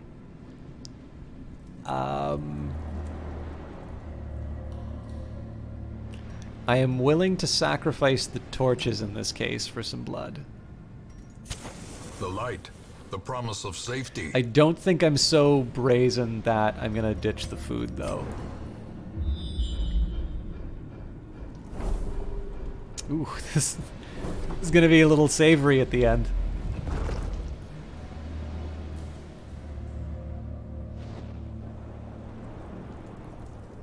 Just 1 second, guys.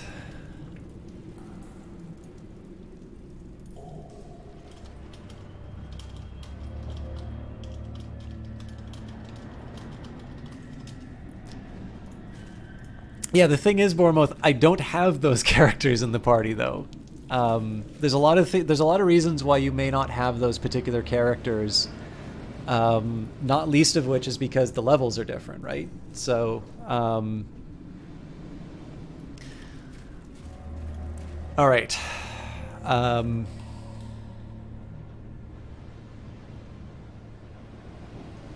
forgot to mention, I was going to mention this a little bit earlier, but... And again, this is totally unrelated to the game, but... let me get it here. I did do another blog, so some of you may have noticed, this one may not be as relevant to some of the people who just watch my stuff on stream. But I have been trying to write a little more regularly in the blog. So just to give you some context for this, writing has the worst ratio of attention that it gets to the level of enjoyment that I have. So it's not that I dislike streaming, but obviously I get more attention from streaming, even especially stuff like Cultist Simulator and that.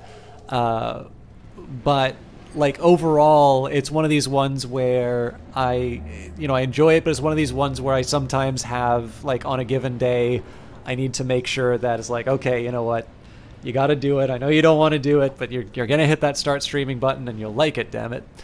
The reason I mention that is I've been trying to get the blog a little bit more alive in terms of people reading it.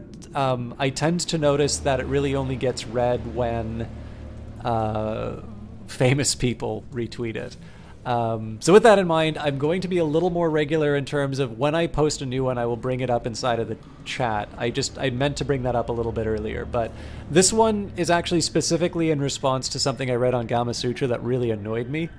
So it is a little more arcane. There is a link to the article at the beginning of it, but that basically means you need to read 2 articles. But even if you don't read that one, I do maintain a blog, and I like writing, and I would like it to be read a little bit more. So if you want to make me happy, feel free to read it.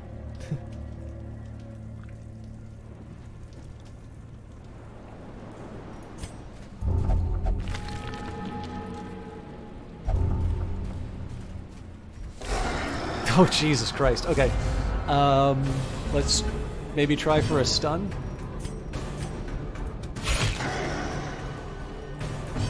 Oh, but I can't stun the front. Oh, yes I can. Never mind. Alright, no luck. This one I'll do a Hound's Harry just for the bleed. So this guy will fall.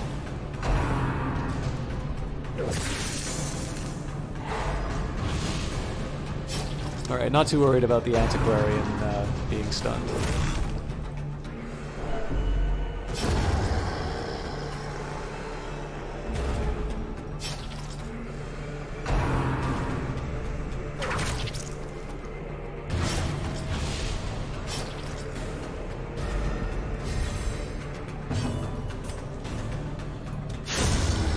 So Antiquarian will be a little side project for my Vestal.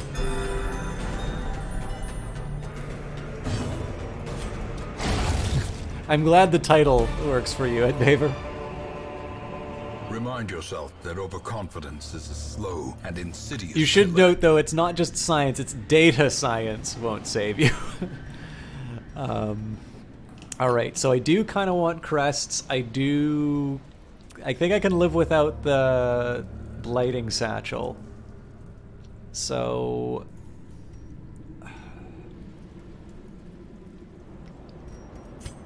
I hate so much that I'm doing this.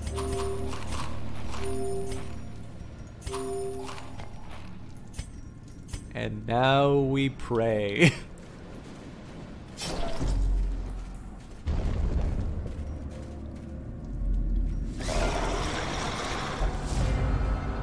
Yeah, my Antiquarian's being is being targeted because of my prompting.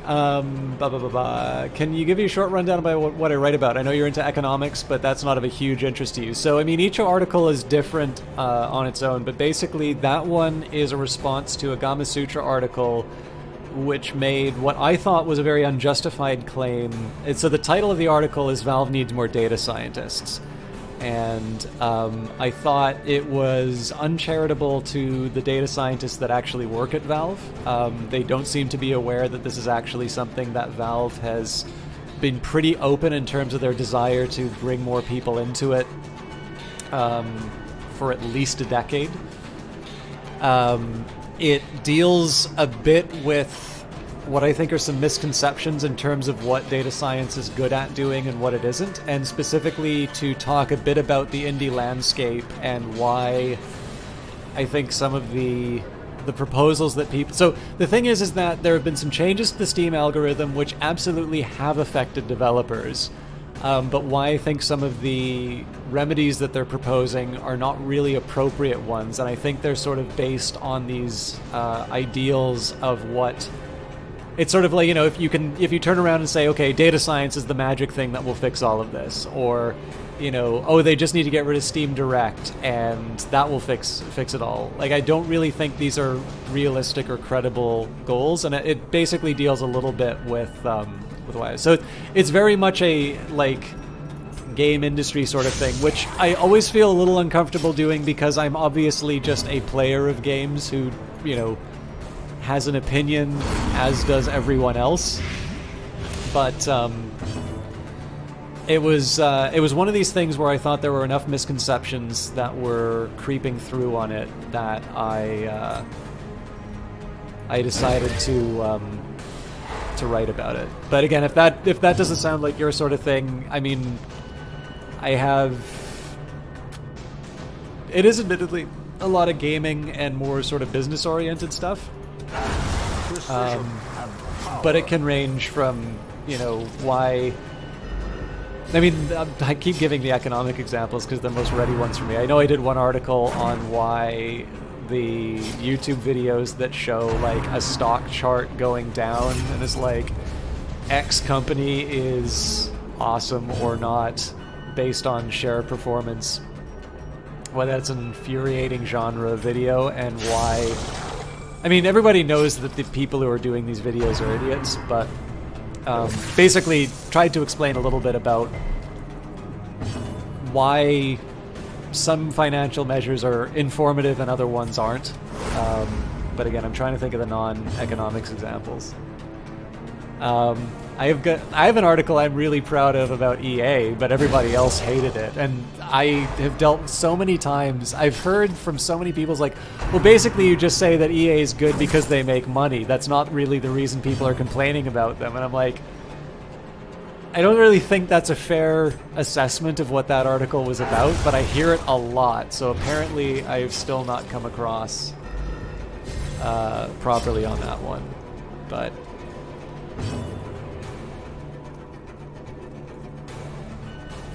Artwork.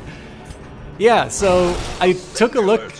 I guess the biggest thing that I can say about it is the only time profits come up in that article is that when I read it, somebody had said that to me again, and the last time I heard it, I actually went back and read the article, and the only time I talk about profits is to point out how it's actually a bad measure. Yeah, okay, fair enough. But yeah, no, I totally went back, and the only time profits come up in that article is to say, here is why this measure is not acceptable, and it's specifically dealing with the profit measure. Although with that in mind, by the way, I think the argument that you can't talk about profits for a company like that isn't a good argument. I think a trick of the light? You know, these game companies make money by selling people games, and they, you know, people aren't compelled to buy EA stuff, so they're doing something to make people want to buy this stuff. I'm going to switch out for the Sapphires because, you know, 750 versus 1,000 gold. And the tricky one here is the Onyx. In this case, I'm going to guess that we get... So basically, there's an upside of 1,500. For me to get the comparable upside here, I would need to find 3 Onyx, which is pretty unlikely. So, alright, we'll continue adventuring because obviously I can unlock this. A fortune, waiting to be spent. I think I'm gonna... Do I want to take my winnings? Nah, we can afford to keep going. Oh, no I can't because I don't have food. Despite its morbid aspect, this twisted, cavernous maze seems almost traversable.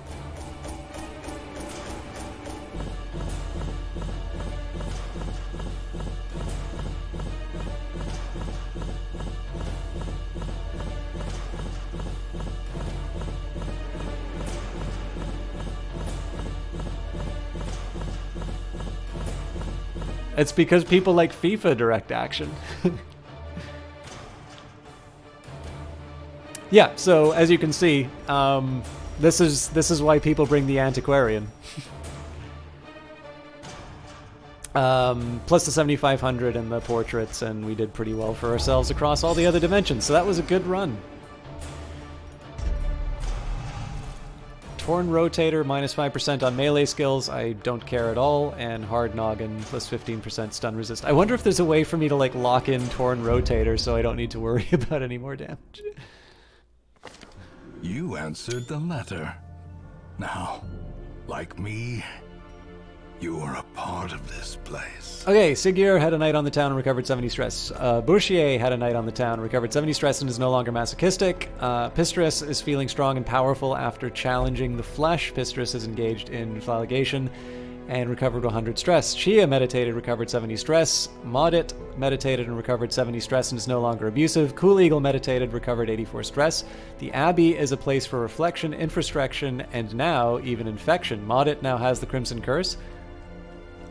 I thought I was more careful than that, but I screwed up. Tool has controlled the urges of the Crimson Curse for now. They're the one who is wasting. Falcon has controlled the urges of the Crimson Curse for now. Pistris has controlled the urges of the Crimson Curse for now. Let's do search by level. So what are we looking at here? Falcon, Craving, Tools, Craving. Oh. Who's wasting then?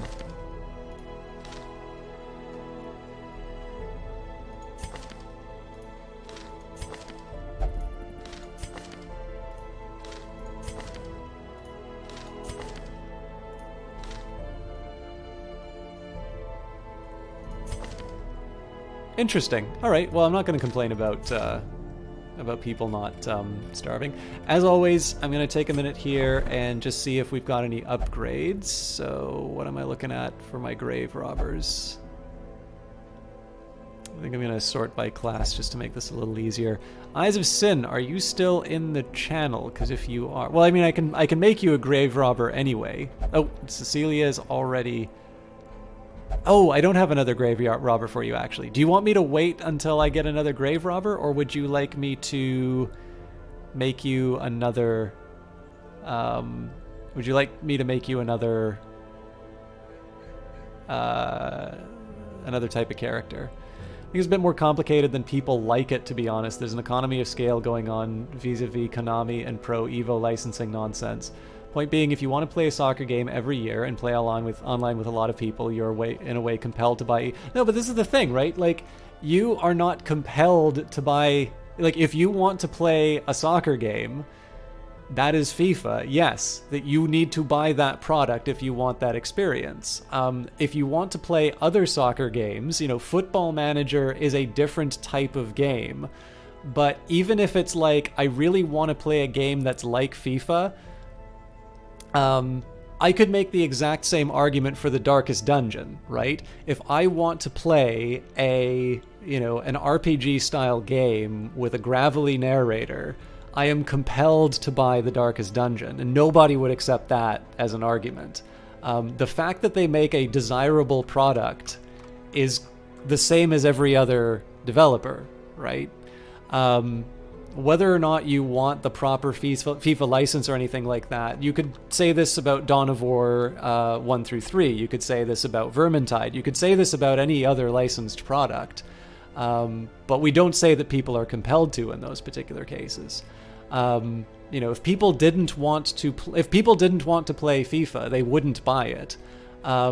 I am somewhat sympathetic to the idea that there are things that are in the game that people feel lessen the experience. I know people don't like microtransactions, but that is very much a matter of taste, which that article specifically tries to avoid doing. Like, if it comes down to a matter of like who makes the best games, the answer clearly is EA. But I know every time I say something like that, people just get mad because no, EA doesn't make good games. I'm like, no, they really do actually. So when the aim is to try and come up with as quantitative of a measure as possible for something that really does become a matter of taste, I have to avoid saying stuff like, the FIFA series was better 10 years ago than it was now. Especially too because it's so easy to forget stuff like, shifting to the Frostbite engine or, adding the incremental features that they do year over year. But it's just there is no sensible argument in the world, in my view, that says people are compelled to buy any video game. Like, unless a company is specifically coming in and putting a gun to someone's head saying, we will kill you if you don't buy this game, there's absolutely no compulsion behind the purchasing of an entertainment product. So the Eyes of Sin, I unfortunately only have one grave robber right now, and that is Cecilia, which is Pax Cecilia Pones. So if you'd like, I can wait till a slot frees up, or if you'd like, I can name you after one of the other characters.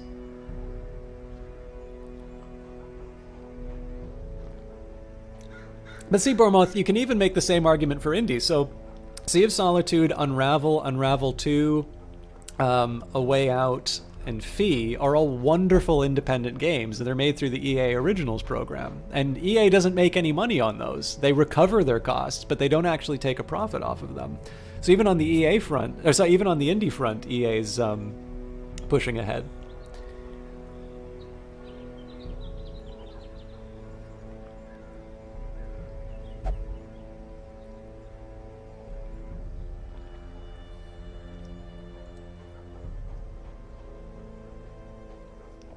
You don't mind waiting? Okay. So I don't have anybody to replace. I mean, okay, actually, let me just take a quick second here to see if there's a space for... Because Morisco, other than maybe getting a level 3 character, this is probably the best grave robber I'm going to find off of the wagon. Question is there someone... So I can't get rid of Sungif. I do kind of want spare antiquarians.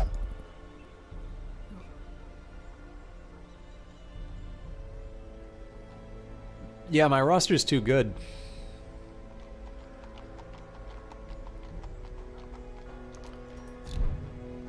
I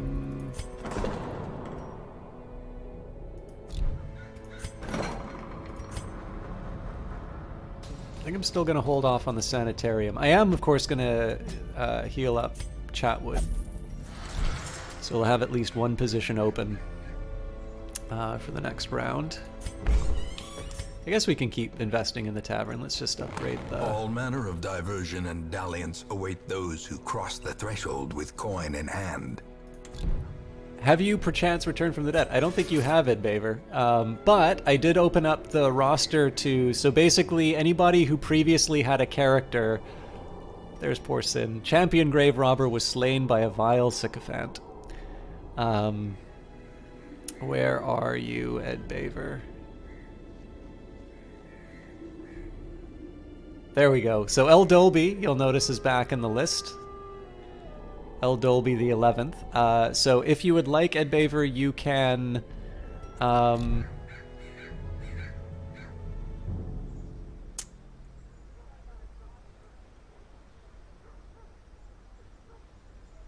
Where did El Dolby go? Did I forget to save their name?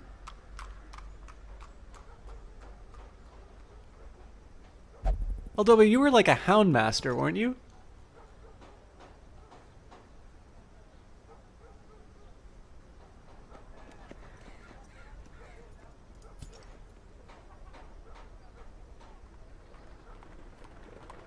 We got Bouchier. Yeah, no, I totally renamed you, and you wanted number 1, so.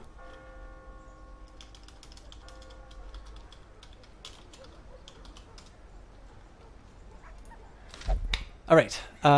So yeah, Ed Baver, if you would like, you can play the Descendant. You can be a Houndmaster, an Antiquarian. So I'm going to sort by class. Okay. Houndmaster, Antiquarian, Vestal, Leper, Hellion, Crusader, Flagellant, Man-at-Arms, Highwayman,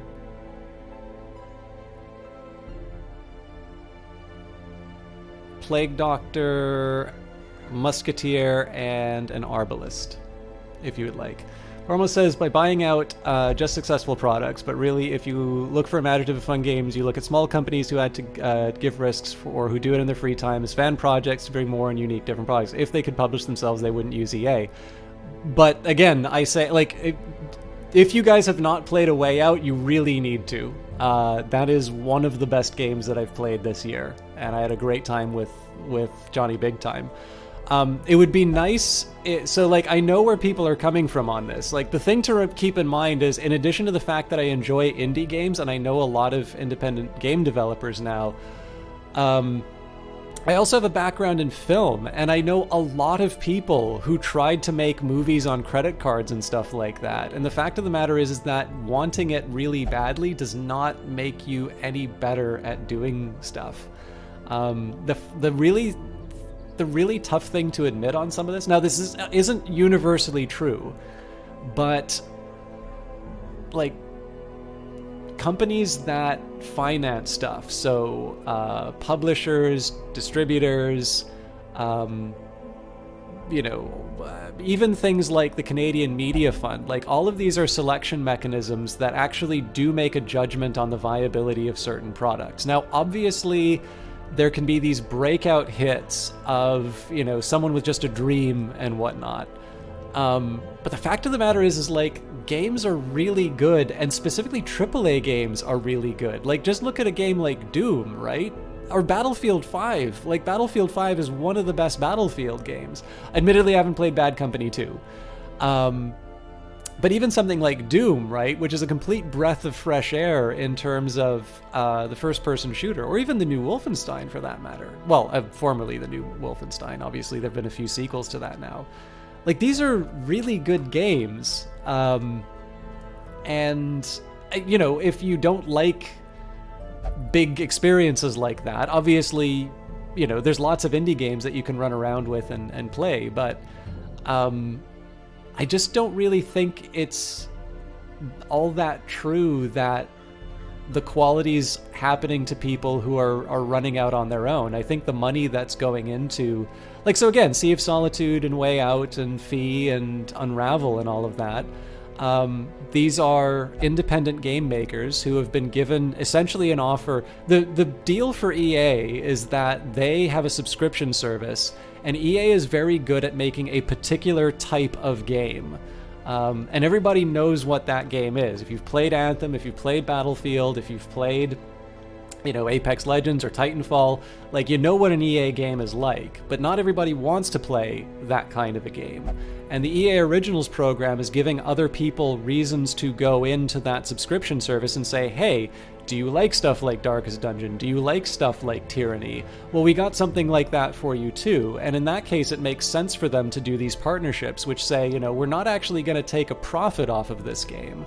In the case of the EA Originals program, this is money where the marketing and the development costs EA will recoup, but the profits go entirely to the developers. So Hazelight is making all of the money, all of the profit from A Way Out, and similarly with Sea of Solitude and Fee and whatnot.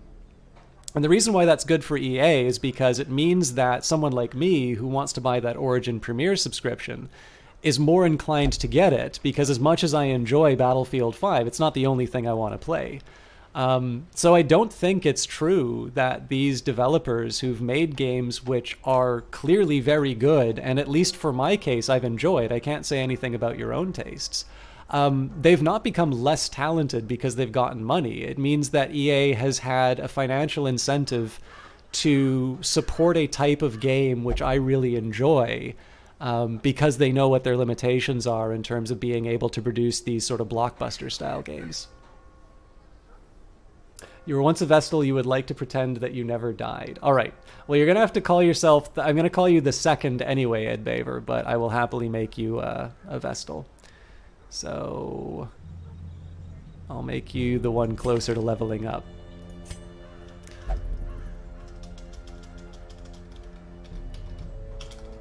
Baver the second. You can be all white at 4. You can be... Oh, this is where I'm screwing up, so... So you've got sort of the tan look here. You've got red, you've got green, you've got white. So I guess this is more brown. But anyways, 1, 2 is red, 3 is green, 4 is white. Which would you like?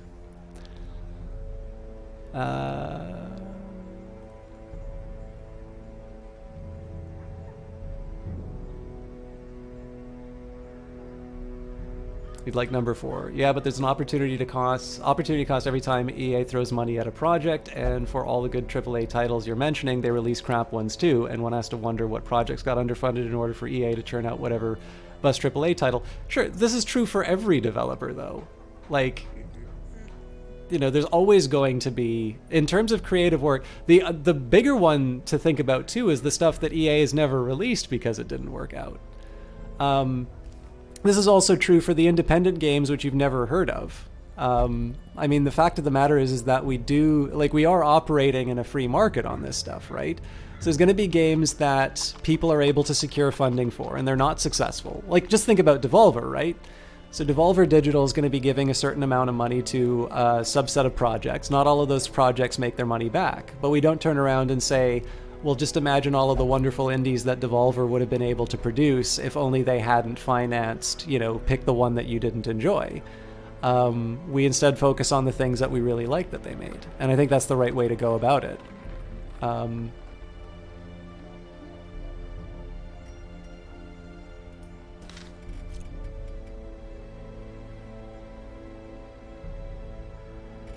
All right.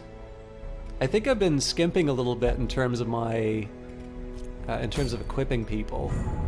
I am actually quite tempted to do another low-level dungeon just so that I can move just so I can boost up the low-level folks again.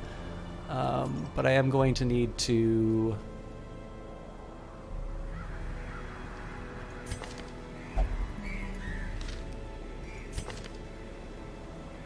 they're both so close.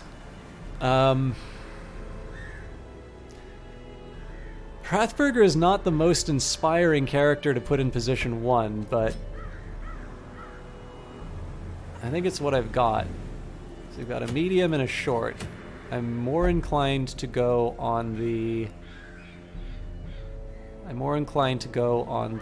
medium one, just due to the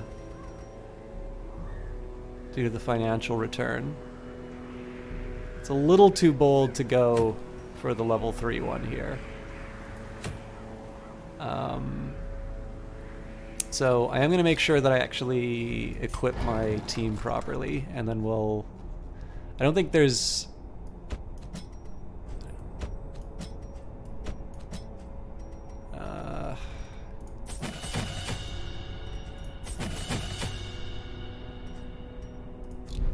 Nope.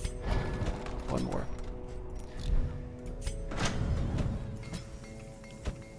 I don't think there's a lot of stress healing for me to do, but I'll just double check that I've got that right.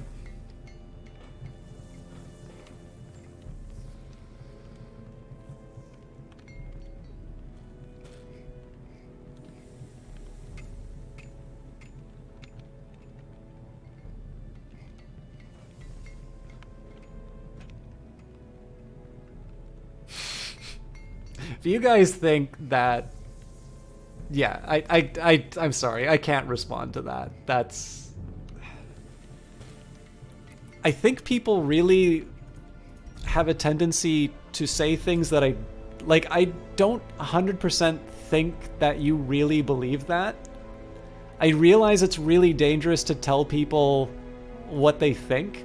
I just think that in any other context, you wouldn't say that we're not actually operating in a free market. I think a lot of this has to do with the fact that people don't like a particular publisher, and so the rules suddenly become very different. What's the purpose behind leveling more than 4 skills on any one character? You can change your skills in between, so both in between dungeons, but also in between battles, Ed Baver. So, for instance, let's say I know, so for instance, we've got the Wizened Hag and we've got the Necromancer Lord, right? And there are particular skills that are very helpful for those fights, but I may not find those skills very useful for the individual hallway battles. And the, like, you kind of need to be flush with cash to do it, but it can be useful to level up some of these other abilities, so you have the option later on. But obviously you consider it in relation to where else you would spend the money.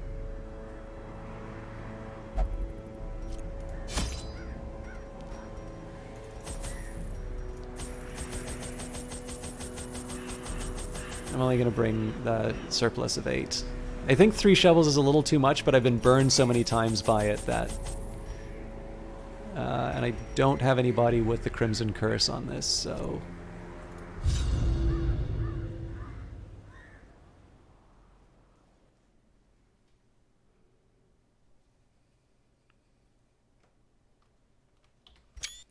Recover these lost shipments of rarities, that we may prevent them from falling into even less scrupulous hands. Right, so the big challenge that I'm going to have on this one is doing enough damage. Executed with impunity. Ah, that timing was terrible.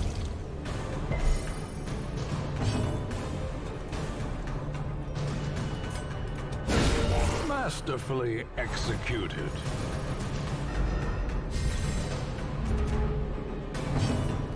I don't think I'm going to have any luck stunning it. Okay, well. Maybe if I inflicted bleed, I could have avoided the damage, but...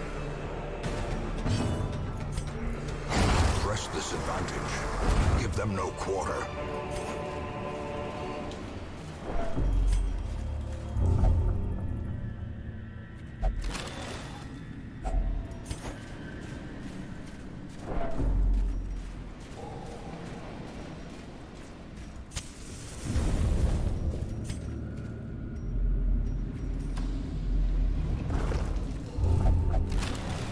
Well, at least as my antiquarian is the one who's like getting greedy on all the chests.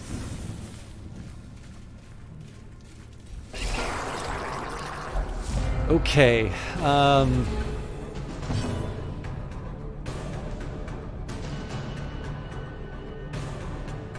have 2 mines here. So one tells me that I Hounds Rush the Pelagic Shaman. The other says I Hounds Harry and hope for the best. I hate that I'm doing this, but I'm hoping for the... Oh, Jesus, that was bad. I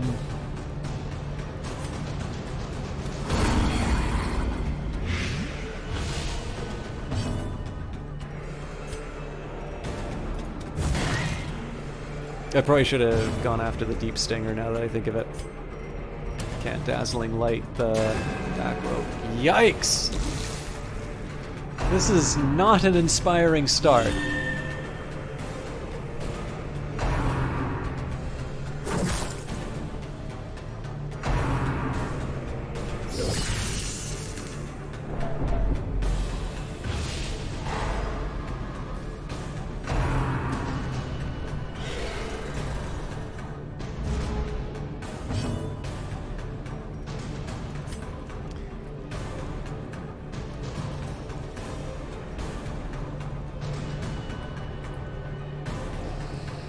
Oh boy.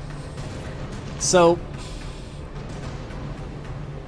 I have a feeling that it will not serve the stream well for me to go through like a line by line, like kind of construction of what would need to be. So like I understand where you're going with that, Dormoth. The challenge is that there's a few jumps that you make. So you say it's not just doubt. Like many commodities don't have free price. Okay, so I'll do the whole. I'll read the whole series. Money is not the problem. It is pressure to do this, or you better not consider yourself part of the video game industry. Where concepts like Nova Drift, Asteroid Rework, pretty good. Got Med developing that old game is not popular. Let's do Call of Duty X. Yep, well, sort of free market. Free market is a big fiction, as big companies have leverage to push agenda. Like, there are periods where indies just can't publish their games because no one would buy them. But it is a general problem with the economic system. The reason I don't use any online stores to find fun games. And say, Ed Baber says, what's the purpose behind it's not exactly unreasonable to doubt the freeness of the free market, but it is unreasonable to think that you or I would know if it were that were realistic. It's not just doubt. Like, many commodities don't have free prices, like labor. And you know that monopolies do exist, and they're sort of inevitable, and they're much more effective, and monopolies have control on propositions so necessary to dictate a free market laws. So where there are cases in the past where coal cartels are sort of dictating who buys coals and controlling world mines, and there's still an oil cartel. So the thing is, we're talking about video games. So if you don't mind, I'm going to constrain it just to the video game market. And you're right that most market structure... So, like, the market structures that you learn in a basic first-year economics course are probably applicable for, like, the market for vegetables, but they don't necessarily apply well for creative industries like gaming. So in the case of gaming, a more effective model would be what's known as monopolistic competition. And basically in monopolistic competition, everybody has...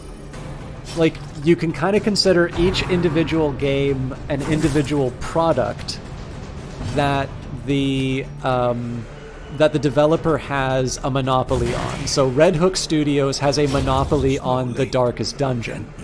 The thing is that video games, like, they are pretty substitutable. Like, if you are built in such a way that you have to,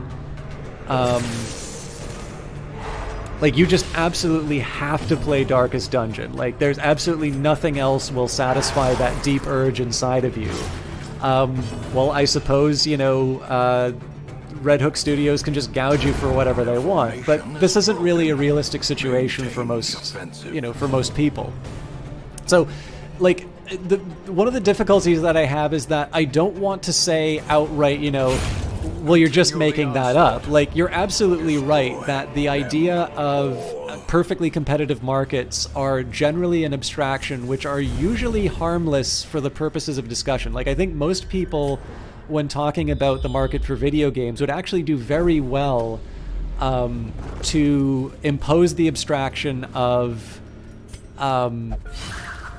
saying that it's a competitive market, and that, you know, prices are going to be reflecting sort of a competitive equilibrium.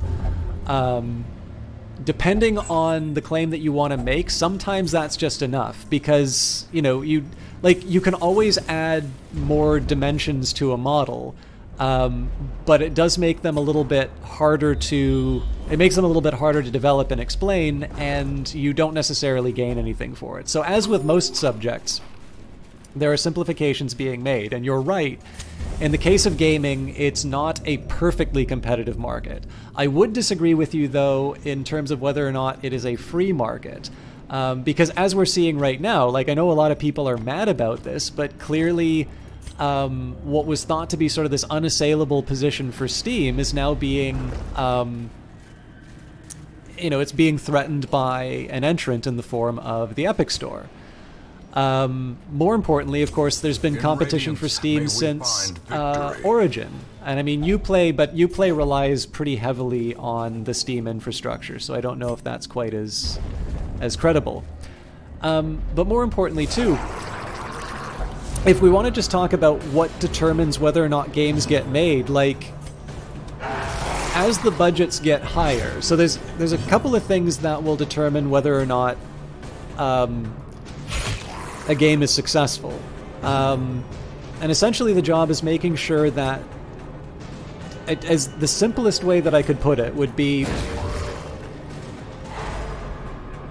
the features and the stuff that you add needs to be appealing enough to the extra people you'd bring in to justify their cost. So one thing that is not really recognized about Deus Ex when people talk about it being like the greatest game of all time and that, is that The Sims came out in the same year. And The Sims made in 1 year what it took about 5 years for Deus Ex to make. There's a really easy reason why The Sims was more successful than Deus Ex at making money, and that was The Sims appealed to like men and women, and it kind of appealed to a broader range of players, right? Now, you individually, like, I think most people watching Darkest Dungeon are probably not going to say that The Sims is one of their favorite games. But the big thing about The Sims is that it really does appeal to a number of people who would otherwise like games but maybe don't want grimdark all the time. As victories mount, so too will resistance. So when it comes to something like, we want to make another Call of Duty or something like that, one thing is that there's obviously a lot of only the first test. Infrastructure that's been built to producing a game like that. So there's sort of, this is Activision Blizzard being able to amortize the costs of developing sort of all of the technology that go into realizing games like that. And of course, you know, you'll see things like Battle Royale being added because it will be appealing enough to sort of a segment of the audience to bring them in. And I'm definitely not disputing that people, like, I don't care that much for Battle Royale stuff, and the Call of Duty series never really spoke to me, so I personally don't find it all that useful. But it's also really hard for me to say that, like, Activision Blizzard is specifically dictating to gamers what they want. I think they are responding to an actual demand that exists in the marketplace. Because we've seen what happens. Like, just take a look at what happened with, I think it was Call of Duty Infinite Warfare and Battlefield 1. Like, nobody, or was it Advanced Warfare? I can't remember what it was called. But, like, everybody was fascinated by the fact that there was a World War I like Battlefield game, and that game did a lot better than people were expecting because that gave them, like, it was something new. So I'm trying to come up with like AAA examples and things like that, but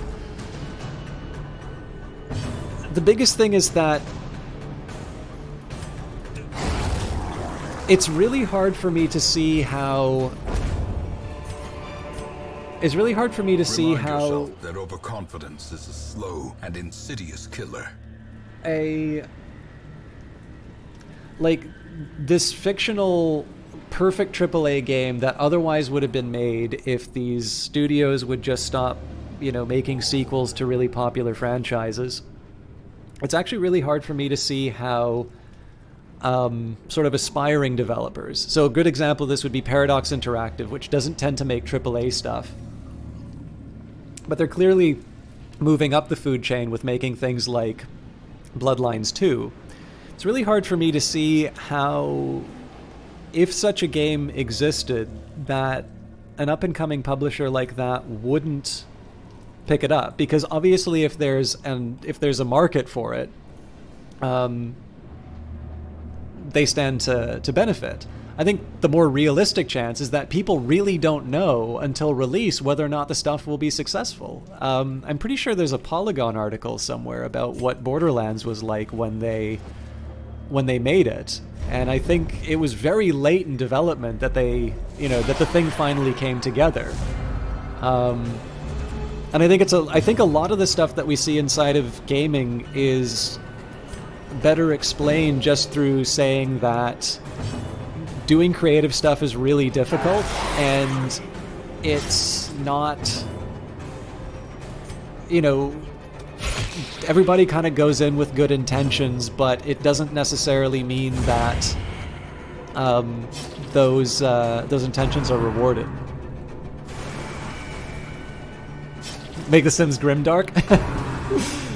I'm sure there'll be a Halloween pack coming in. There's definitely a category of games that this analysis doesn't apply to. FIFA's mentioned earlier, Call of Duty, etc. They don't really need to be pulling in... No, they absolutely do. I mean, it's not... Like, they don't get to make them for free, right? If it's not appealing to the... I mean, Battlefield 5, right? Battlefield 5 is... I mean it when I say it's one of the best in that series.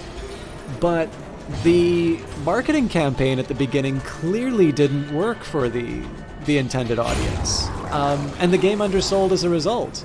I think, or another example would be Battlefront, which required a lot of time to sort of rebuild the trust of its audience and find success.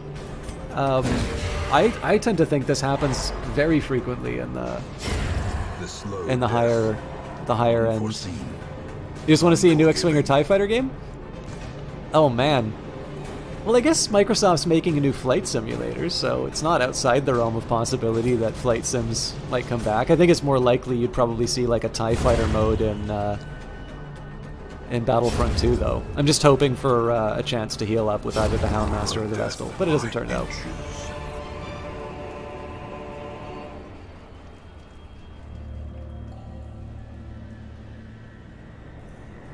Do you not feel that a publisher in EA's position can affect consumer demand? I mean, only insofar as they can market. So, I mean, I suppose there's an open question in terms of how effective marketing is, whether or not it's just simply revealing a product to a potential audience. You know, whether or not it's revealing an appealing product to a potential audience, or whether it's actually altering people's behaviors. But no, I mean, I don't believe that EA is capable of shaping your preferences about games, especially too, because if they sell you on a game that's not very successful, you always have the option of returning it. Like, they've got their guaranteed fund refund, right? So it's really hard to say that the people who own EA stuff that, you know, that are under those programs, don't, like, it's hard to say that people who like bought Battlefront 2 and didn't return it didn't enjoy the game. So yeah, like, I do not believe that it is through the machinations of like EA or Bluehole or Epic or anything like that that caused Battle Royale to be popular. I think Battle Royale is popular because there is a demand for that kind of game, and that demand comes from the consumer side, not from producers.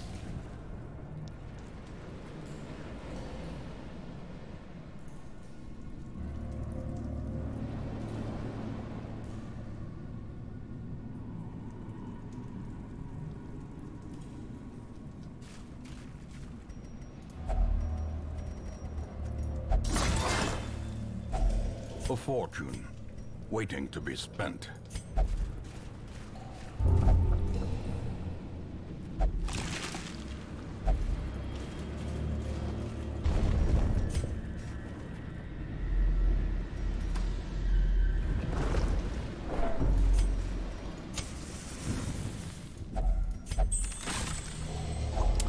Alright, what do I give up to get this thing?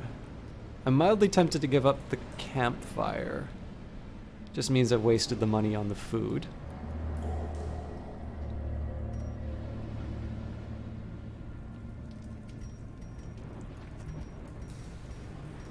Yeah, we'll get rid of it.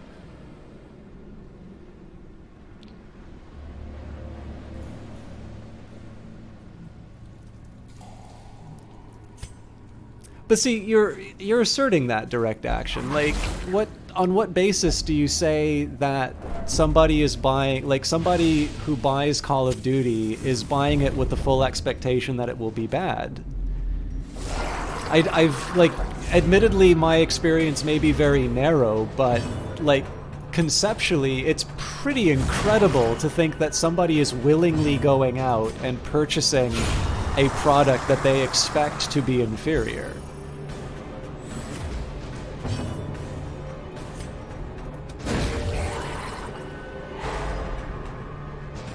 Yeah, so like I can definitely believe Resonance Factor's account here. Like when Resonance Factor says, I bought Call of Duty Modern Warfare 4 and it was the most disappointing game, I think it's entirely possible that people will purchase a game and find out it's not what they like. It's why Twitch is such a good thing, right? It's why, or Metacritic or any of the products, and it's why I really like, I mean, again, people like to forget this about EA, but EA was the first to introduce refunds, both through the Guaranteed Fund program, but before Steam, they actually brought in refunds. It was after Origin brought in refunds that Steam started doing their 2-hour thing. So I definitely can believe that people will buy something that they find out is not what they wanted.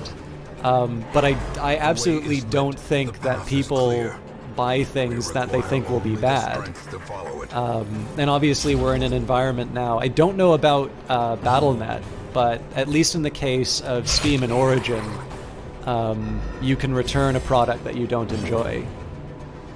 You got it free with your GPU, so you spent $1,000 on... I don't know what your GPU cost, but... Well struck. Sure, I don't agree that people. I don't disagree that people can be misled, but that's being misled is an entirely different thing from having your preferences being altered by marketing.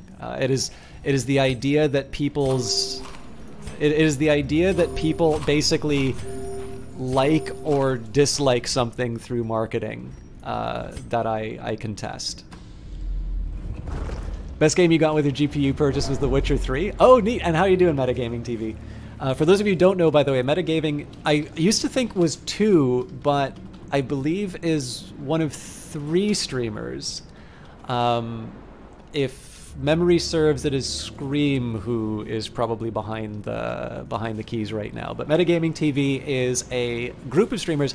Scream has been recently playing a lot of War Thunder, it looks like, partly through me watching them, but also partly through me just happening to see on Discord that they're always inside of that game. Oh, I'm sorry to hear that. See, you gotta go to bed at the right hour, and then you don't get sick. But definitely somebody worth checking out. I believe I originally found them through Age of Wonders Planetfall. My GPU game was Assassin's Creed Syndicate, which I haven't actually played yet, so that probably wasn't a great purchase on my part, but I'm looking forward to playing it at some point.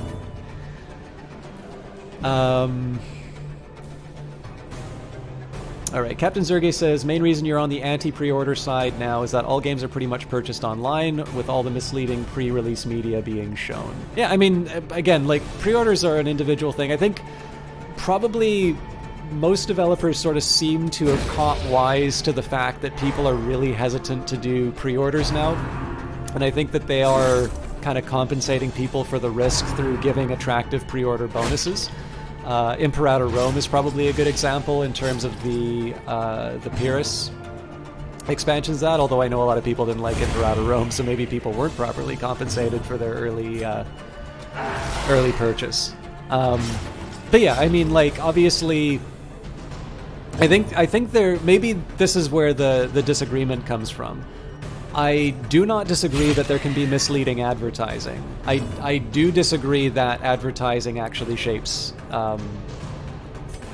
preferences. So you are not made to like things that you would otherwise dislike through marketing. You may, however, wind up purchasing something, thinking that it's something that you will enjoy, only to discover later that it was not in fact something that you liked. And I think there's an important distinction between the two. So if that's the source of the disagreement, then I suppose I need to apologize for not being clearer on that. So you see a few people who play Call of Duty every year saying, I'm not getting it this year, and actually follow through on not buying it because the player base online for Black Ops is nothing compared to those for Black Ops N+1. Sure, but I mean, it's hard to say that, the player base is a factor in the game, right? Like, people are buying an experience to connect with a more robust player experience, and it's up to them to decide whether or not it's worth it. I'm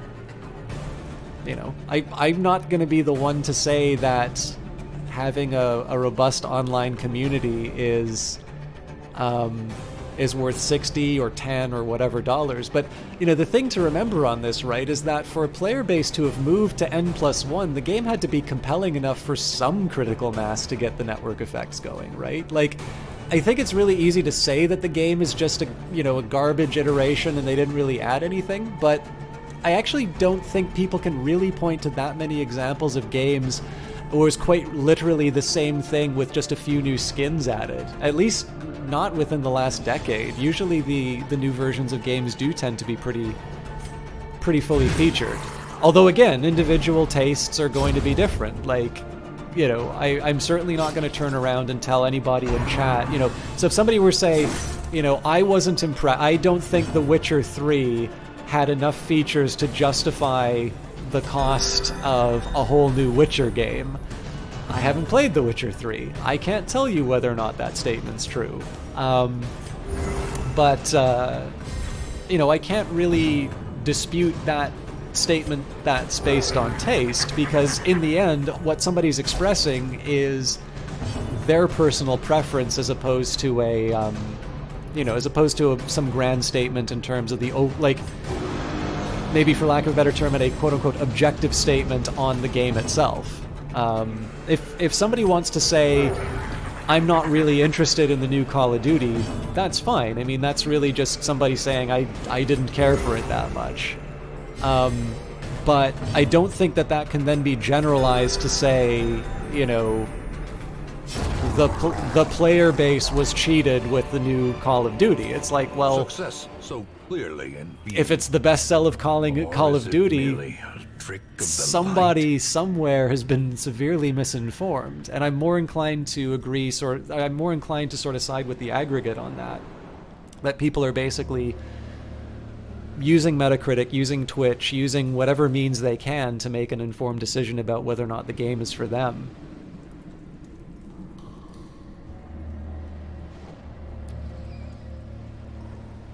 I like FPS games, Resonance. There's so many good FPS games. You've got the new Dooms, you've got the new Wolfenstein games, Battlefield 5. I mean, Destiny 2 is free to play now.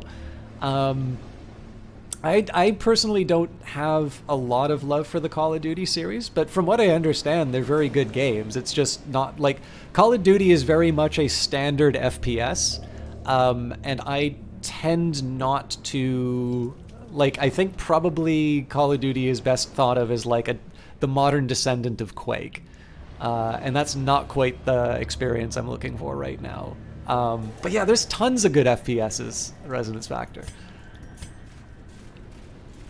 And Ed Baber says the distinction is a difficult one, particularly in a world as complex as this one, with so many influences and choices, all of which become increasingly difficult to call your own. Identity has become an ever increasingly complex thing. Yeah, I mean, yes, but it's just like... I think the biggest thing that I need is, while it is definitely not the first time that I've heard people talk about advertising as if it's something that, like, this is an uncharitable way of phrasing the argument, but basically as if it were mind control. The thing is that I've never had an explanation of marketing that way which actually identifies a particular mechanism through which someone who would have, you know, done otherwise, but through this compulsion of advertising have actually taken this other action instead. I think what advertising does is it will give you a level of information, and again, the quality of the information varies. But, like,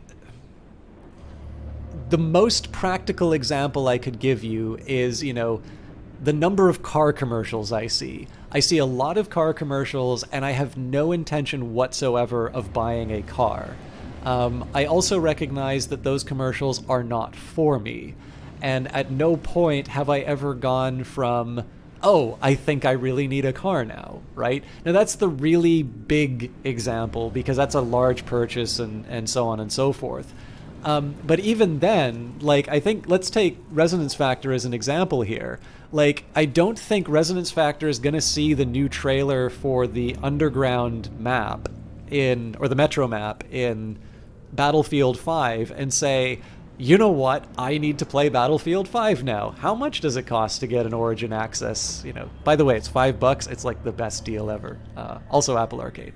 But, and this is the hard thing. It's like, so then you say, well, that's, you know, that's still too extreme of an example. And this is the really hard part. So now we need to find where that marginal effect is. And then when you find that, you know, that margin, you need to somehow disentangle that from somebody saying that it is actually something that they were interested in and it was just presented to them, as opposed to, no, they really weren't going to buy that, you know, and the commercial made them do it. And, you know, again, keeping in mind that what we're really talking about here is whether or not consumer preferences are... Like, so again, does the existence of the Battle Royale genre, can that be explained through publishers making gamers want that? Obviously no, because it started off as a mod and the publishers were playing catch-up. This is something that was driven from maybe not the grassroots. Obviously there was a lot of effort in lots of different versions of it before PlayerUnknown's Battlegrounds came out. But I just don't think that, I just don't think there's enough marketing dollars in the world to make something that people don't want to play a viable product. I think people have tried, and I think they have largely been unsuccessful. Hey, Miles 4K. Destiny 2 is free to play now. Yeah, it's on Steam now, not on Battle.net. But I suspect probably one of the reasons they went free to play is just to avoid any angst over the transfers not properly going through. What's your opinion about that French court ruling about being able to resell games on online platforms? I know that was a really big deal amongst developers. I don't actually have an opinion on it that much, Captain Zerge, because I haven't considered it very well, and when I do talk about legal stuff, it's usually in the context of stuff that I've studied through econ, and so I've actually done really substantial reading from sort of lawyers educated in economics. So that one I don't have strong views on.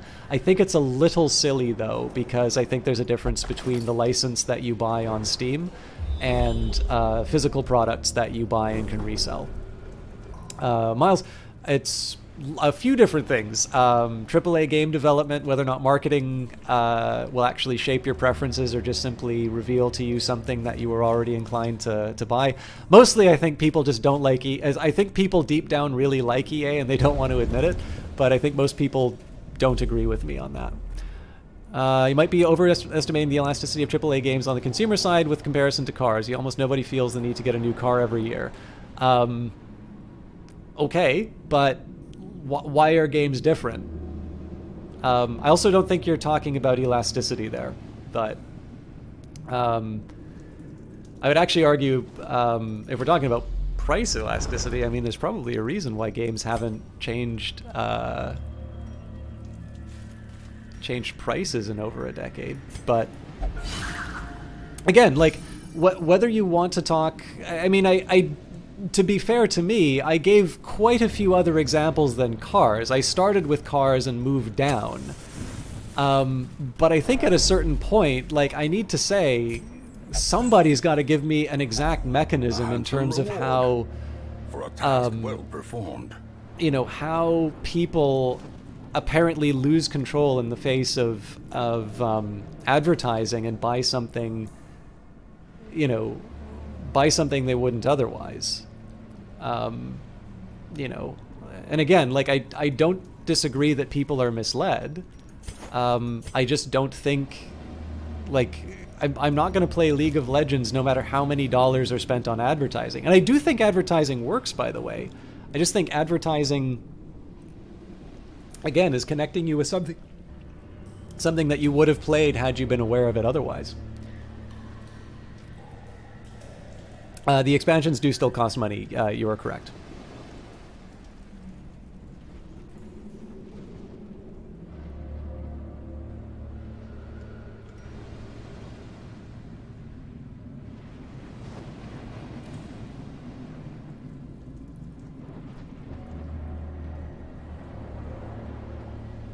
You're only now just taking beginner's high school econ class. You have no idea what anything means. Well, actually, so if it's helpful to your education, let me know if there's any terms that aren't making sense to you. Some of the econ stuff in here, it's pretty limited. Like, I try not to go too deep in the weeds in terms of specialized terminology. But if it is at all helpful, I'm actually really happy that high schools are teaching econ. I'd never had an econ class in high school.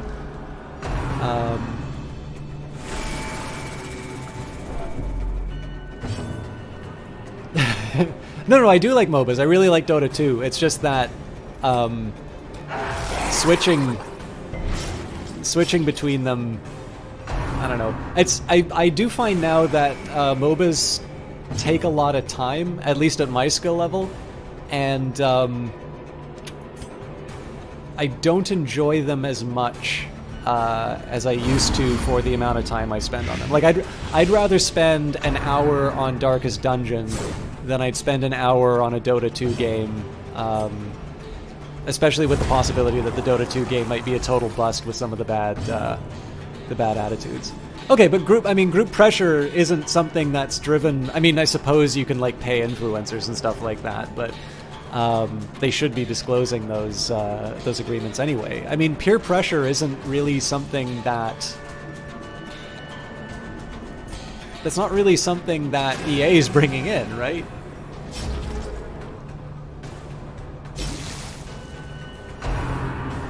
I mean, maybe they're complacent, but like, again, so remembering where this came back from is we're talking about the case where people are saying people say that they don't like the new Call of Duty and yet they wind up buying it anyway. And my usual answer to that is, well, they probably actually really wanted that Call of Duty. You can say, you know, like, this is a perfect example. There's still that, like, this is, like, such a famous example that people give.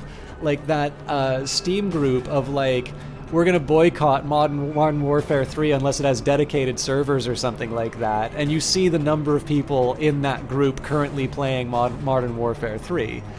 Like, cheap talk is a thing. But again, like, the problem with this is that it's really easy for the stuff to expand out, and I'm trying to do the best that I can to keep on to all of the threads. Annihilate. But actually, for those of you that are interested in podcasts, there's a really good marketing podcast. It's a Canadian one called "The Age of..." Under the Influence by Terry O'Reilly.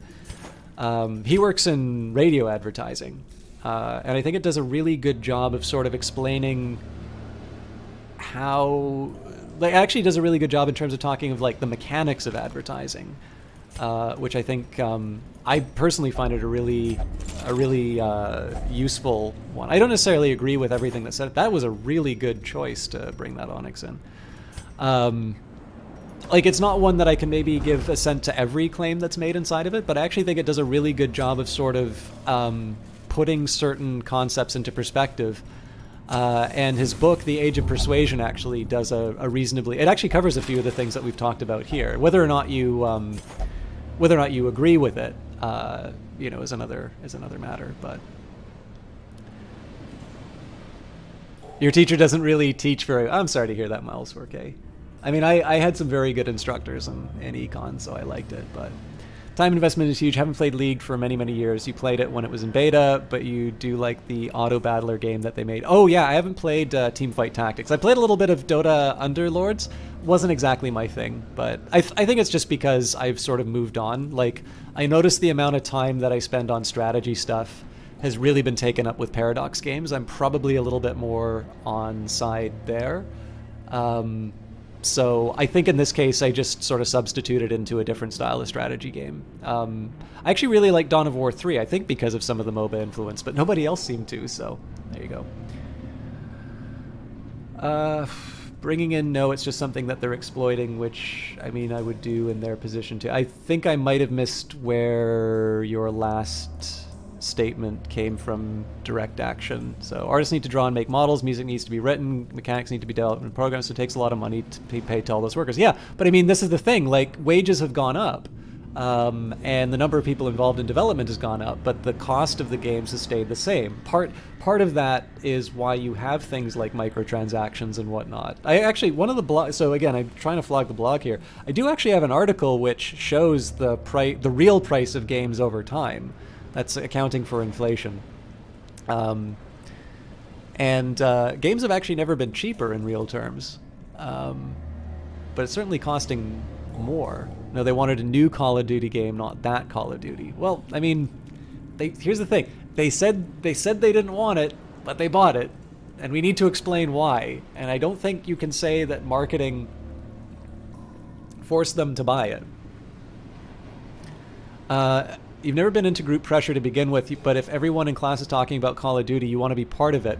But here's the thing, like, isn't the ability to play a game with your friends part of the selling proposition? Like, a lot of people are complaining about the Steam algorithm prioritizing sales, but the thing is that most modern games have a multiplayer component, and the games are actually better. So if you have, like, Ark Survival Evolved and generic survival crafting game that nobody has ever heard of, both of them get released the same day.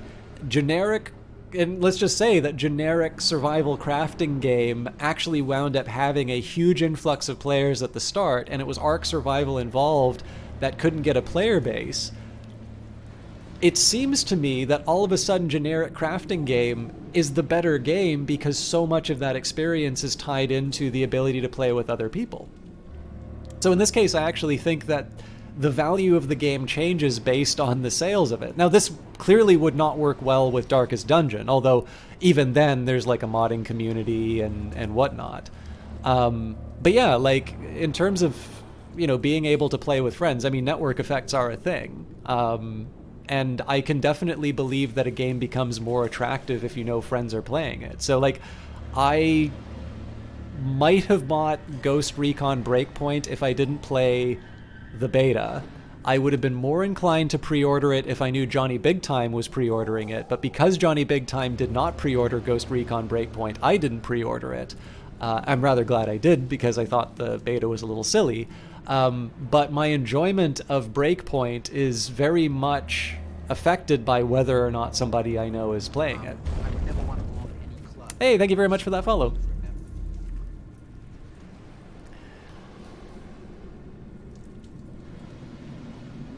Battle Chess it was named. Now it was Worth, so there's progress like with the Battle Chess. I think you're talking about Auto Chess. Battle Chess is like a really old animated chess game. I actually think I got that in a GOG like giveaway.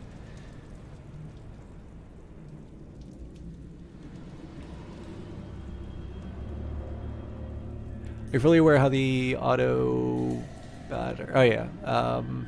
I mean, right, the thing that's astonishing about the auto battler genre, or whatever it winds up being called, is just how fast it went from auto chess to like multiple, like, well-financed entries into that genre. Like, the turnaround on that was unbelievable. I mean, so much so that the people who made the auto chess mod are like now behind the curve in terms of getting their own thing out on PC. Oh, okay, gotcha, yeah.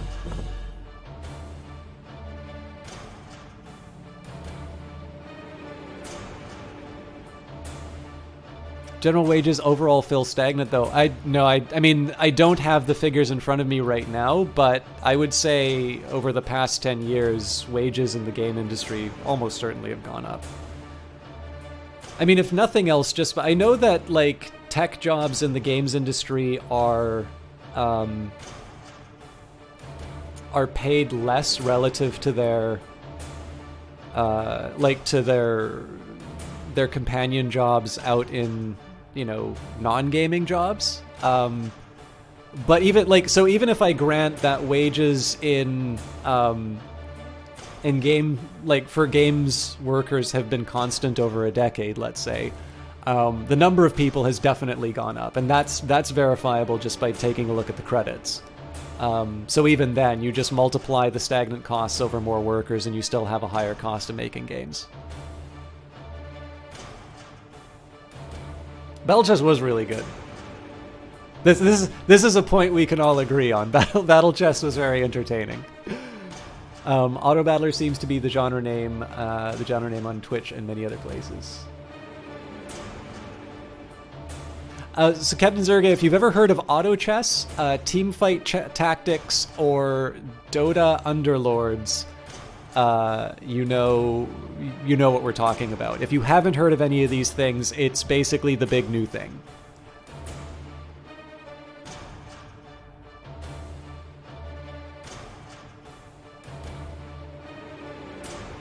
Even then, more and more work is being done by freelancers, which admittedly lowers the cost, but isn't the healthiest for the game industry as a whole. I would feel like I would absolutely be willing to nail my colors to the mast on the idea that the cost of game development has gone up over the last decade. I don't think you could find any credible source that claims otherwise on that. I'm admittedly not going by memory like a specific analysis, but I'm trying to give multiple mechanisms through which that can happen. That either, you can say there's the same number of people making games and their wages have gone up, but we know that there are more people working on games. So if the wages have stayed the same and you have more people, the cost goes up. And yes, sure, you can say that there's a freelancer argument, except of course that there are a number of freelancer roles that don't get credited. Crediting in games is a huge problem. I mean, L.A. Noire had a really famous case of this, where it's only the people who stayed to the very end that were credited there. But yeah, the cost of making games has definitely gone up.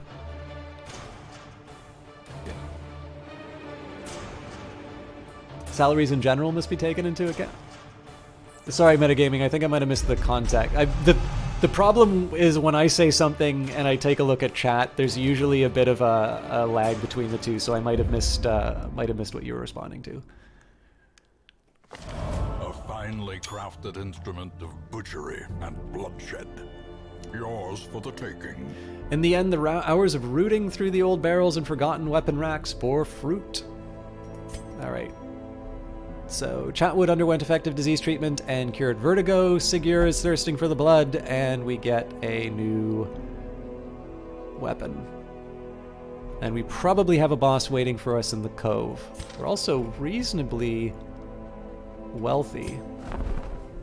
Okay, so first thing I want to do is just take a quick look at my roster. So my Hellions are all better than level 2. In this case, we're just going to leave the Stagecoach alone.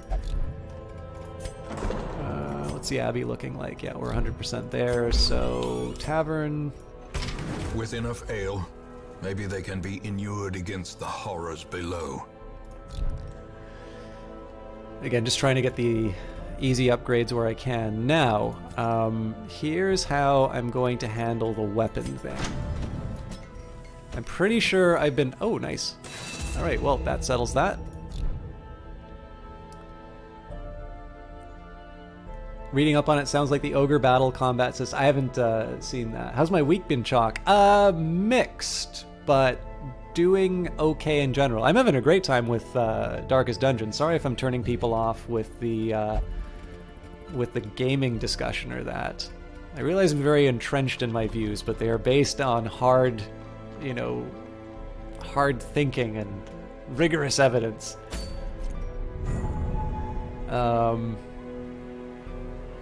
See, I know if I go after the Miller, I'm just gonna regret this. But I've got a level 3 Vestal now. I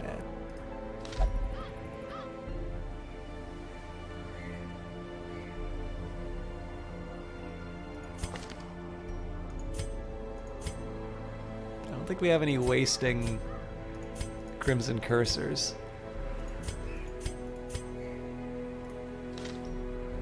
I do need to level people up. So not saying I'm going to, But if I were... I'm pretty sure Chia will say no. Okay, so we say Pistris.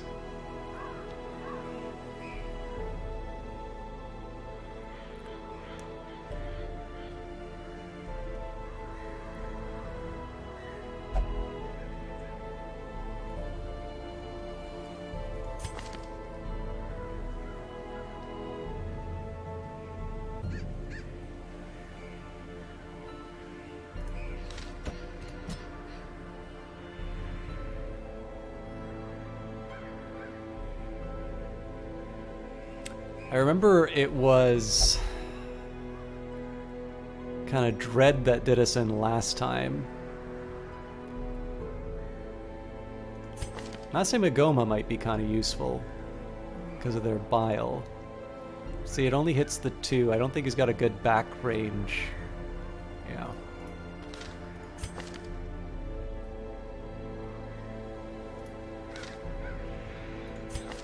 Kaya LB might be a little bit better.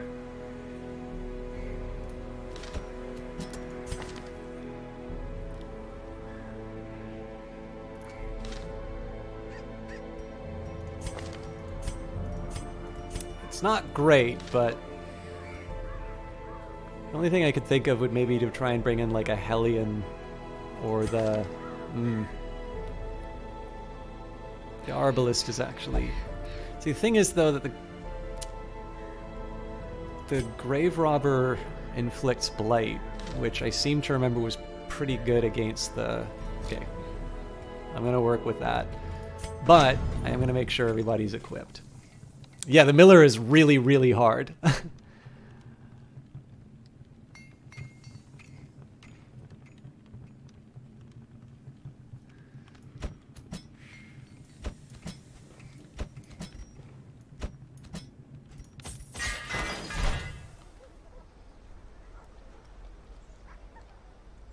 So I think the way I'm going to do this one, I'm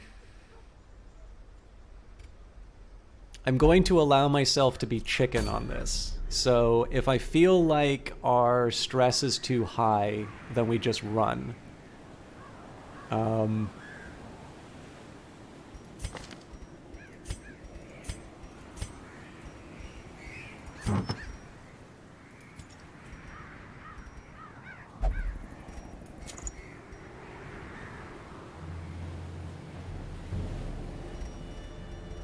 Normally you do use them for a stun, but we can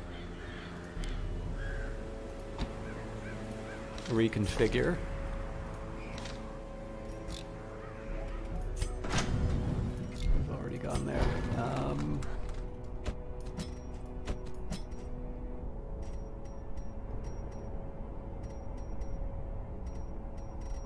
Intimidate might be tempting because of that stupid horse.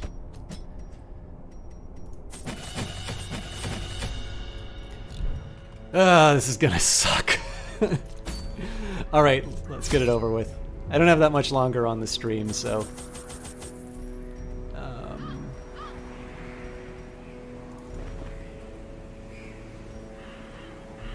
I'll bring a shovel just in case.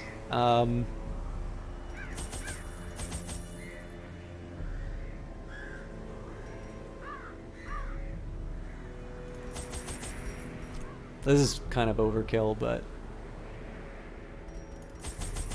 I'll bring basically enough for each round. This is almost certainly over preparing, but I actually don't remember how all this stuff works. So this will be the third attempt on the Miller, and I'll be honest with you, I'm not feeling very confident, but we'll see. I'm gonna save the craving for a bit.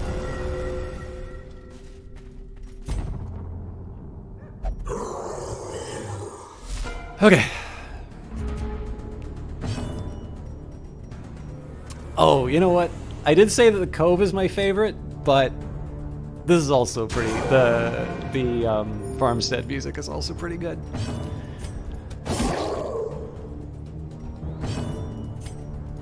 So here I'm kind of distributing the damage as much as I can. May not have been the smartest choice, but we'll see. We'll see if there's any consequences.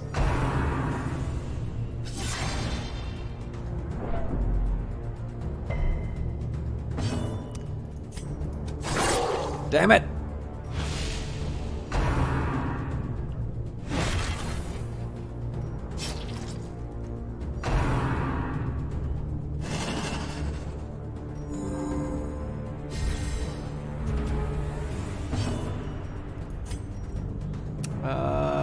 It's possible that the leper will take this guy out, so we'll deal with one of the rows further back.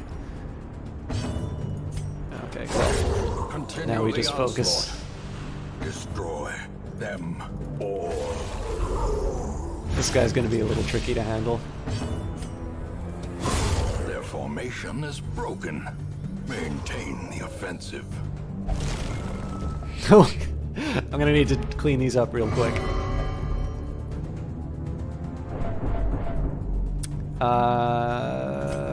I don't have any good options with this, by the way. He's going to continue stressing people out, but if I give him the blood, he's also going to stress people out through his dialogue. I hope the leper's next. Nope. Okay. Gotta deal with the... I don't want those things to blow up, so...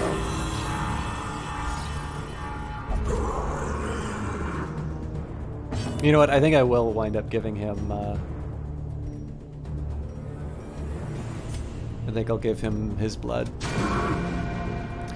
I was debating about a stun, but in this case I want to maximize the damage where I can. This feels like a bit of a waste, but I actually don't worry that much about the farmhands. In this case I want to do as much damage as I can before he goes invisible.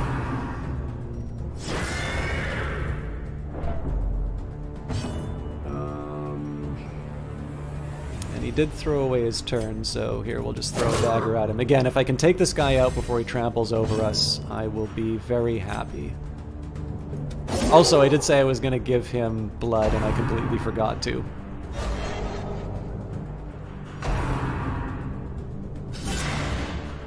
Also, my Vestal's stress is really high, and I don't know why. I must not have been paying attention. So this worries me quite a bit, actually, because I don't really have a way of curing her stress. And she is a pretty important component to the team. Huh. So, I was dealing specifically with the fact that I thought this guy was going to go invisible, and he winds up... oh, it's because they're throwing the seeds at her. Press this advantage. Give them no quarter. This is for around... Okay, yeah, so that's... But yeah, so... The one good thing is that she does have... She does have judgment, so she should be able to heal herself. Yeah, that was the thing. I was ignoring how many times she was getting hit by that. But I'll live with it, right? Like, I'm gonna have to deal with it one way or the other. Another one falls. I don't have any good options. Monstrous size has no intrinsic merit, unless inordinate. Oh, I should have done Solemnity. Also, I'm not entirely sure why I'm not using the anti-venom right now, but I guess she'll be doing a bunch of judgment. So. Unnerved, unbalanced, eradicated.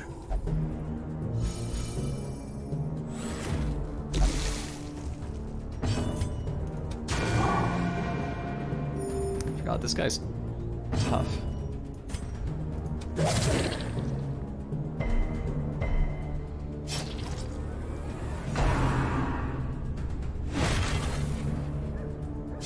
So I don't worry too much about... Oh, actually, I want to be careful about the Exsanguinate, because I think it counts... I think it counts throughout this... this mission, so if I use it too many times, I won't be able to use it on the boss, which is what I actually want to do. As the fiend falls, a faint hope blossoms. Alright, nothing I can do here, but... Oh, okay, well, killing him makes me not have to worry about the riposte.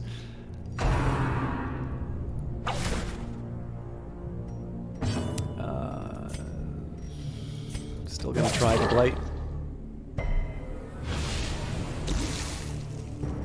Alright, so I need to make a decision whether I want to try Judgment or whether I want to try healing my Flagellant. In this case, I think I'm going to heal the Flagellant just to try and keep his Exsanguinate from coming up too much. Turns out we don't need to worry about the... Okay, I mean... Corrupted curiosities. The, for examination. The stress is a concern, but that could have been a worse... That could have been a worse first round.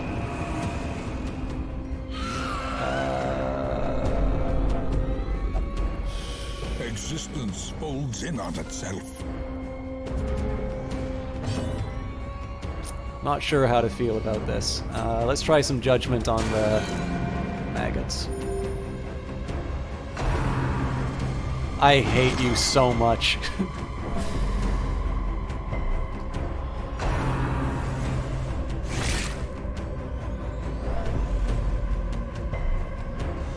The Vestal's gonna be the thing that does me in, I think.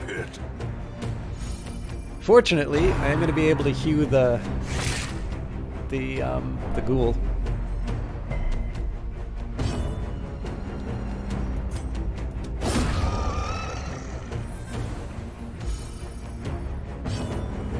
So pick to the face winds up being kind of helpful here.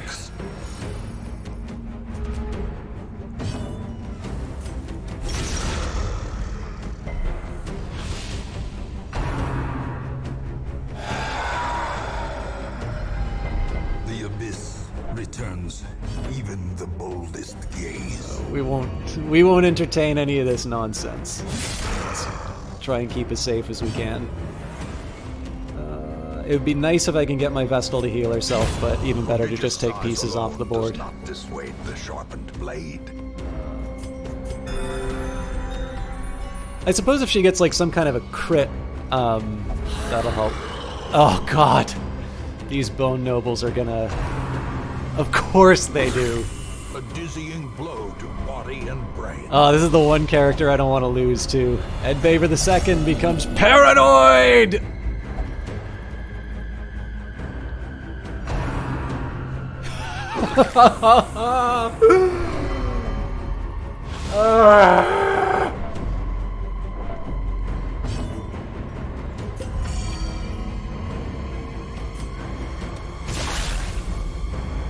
Doesn't even do what I want it to because they're all bone and awful.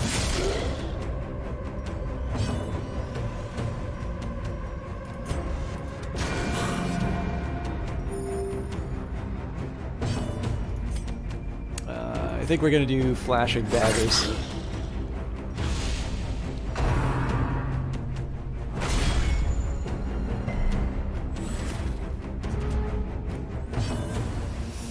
Alright, so I don't want to use... This might have been wiser to save for the boss fight, but...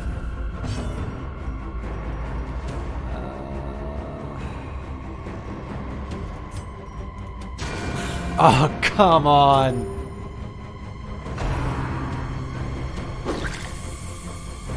The whole reason I healed her was assuming that I could get a Judgment to take that guy out. Otherwise, I would have done the rain again.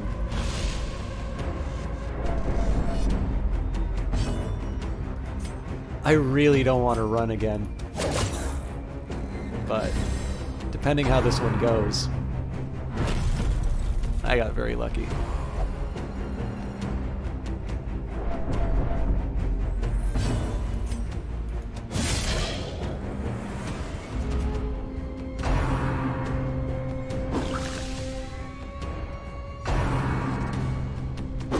It is absurd how good this game is at just piling on when your guys are weak. I'm almost certainly going to have to run out of this, but I am going to try and take it to the very edge.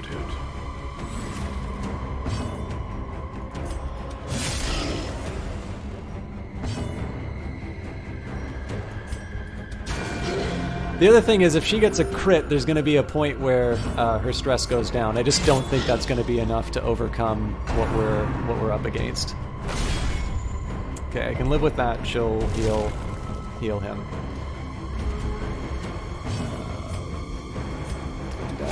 Nice. Well struck.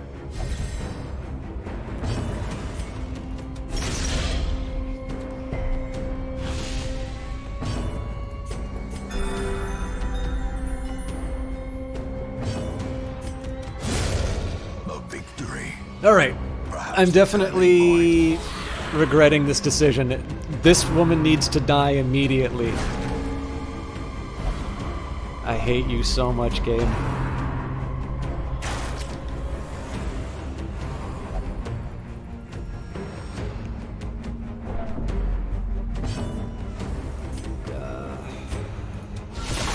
A singular strike.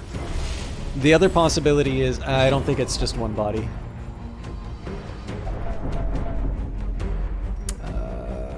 She's so close.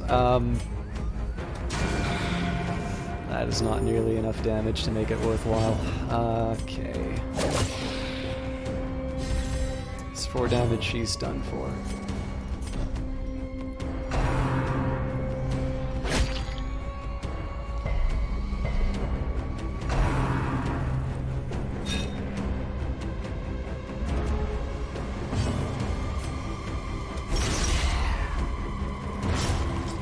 Again, I'm fairly certain the result here is running for our lives, but I'm gonna try and put as brave of a face on it as I can.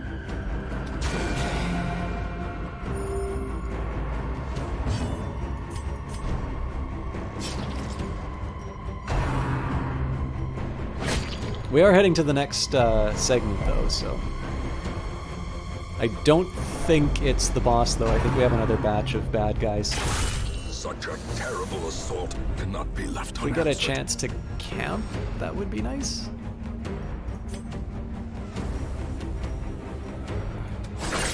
So the reason I did that is... Actually, that wasn't the right call. It was in anticipation of the fact that he's going to bleed out next turn, but that was still the wrong call. Because I opened myself to taking more damage at a time I can't really afford is to. the weapon that cuts on its own.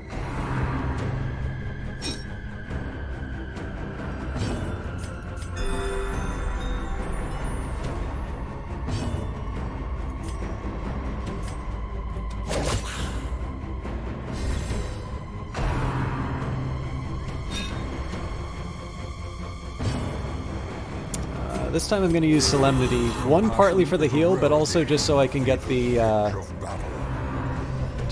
stress down a little bit. Safe from the comet's maddening light. Fresh harvest, tantalizing provisions to renew a body. The body is refreshed. Okay, let's see what we're up against. Rejoice at the familiar sight of mud, rain, and ruin. Okay,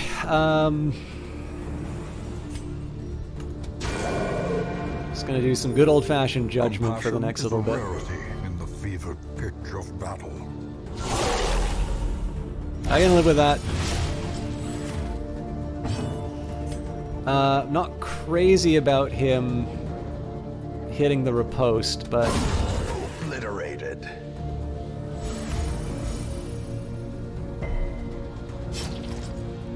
I don't think I had the option to camp at Daver.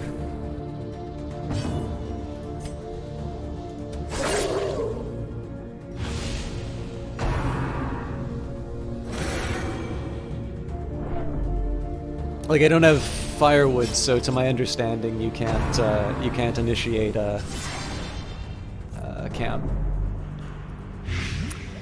Getting close to a heart attack. Oh, Jesus Christ. It'll be the death of all of us.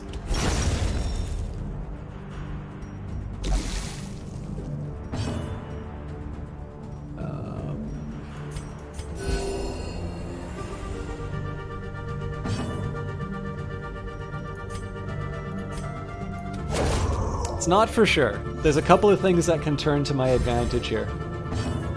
But it's not looking good. Destroyed. Oh, again, that was a bad call. I should, whenever I have a free move like that, I should always be using Solemnity to get my stress down. Alright, this guy's gonna be a bit of a pain.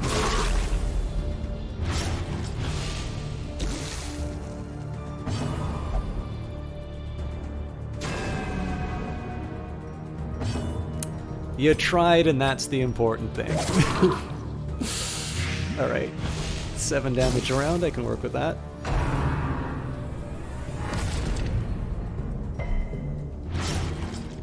I've never seen a horse inflict bleed before.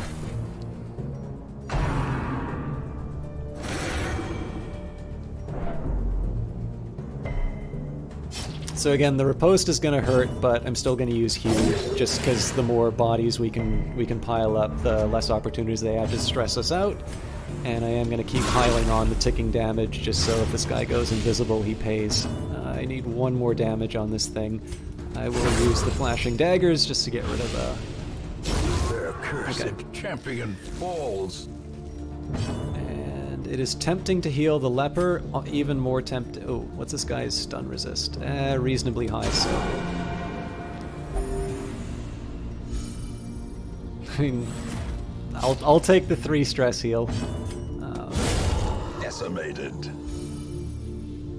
I would have liked to use Solemnity, but obviously I want to take pieces off the board when I can, so.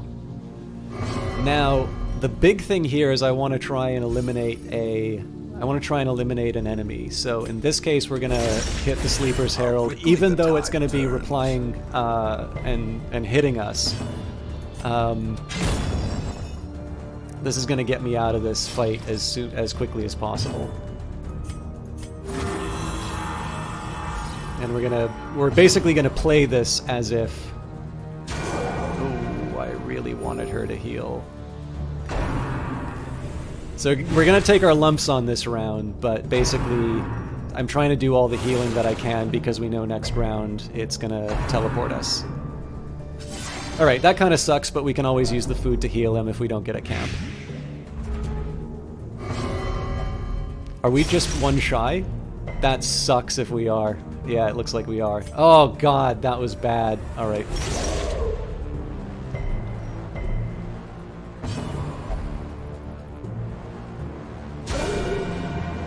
You hit the wrong person, damn it. Alright, flashing flares. I could have sworn that would have taken us to the next screen. So I'm not in a great spot, but we can work with this. That's a little harder to work with. Okay, this is what I was looking for. So with luck, we get a campfire. A closer look, perhaps? We get no such thing. Oh, this game hates me so much. Alright.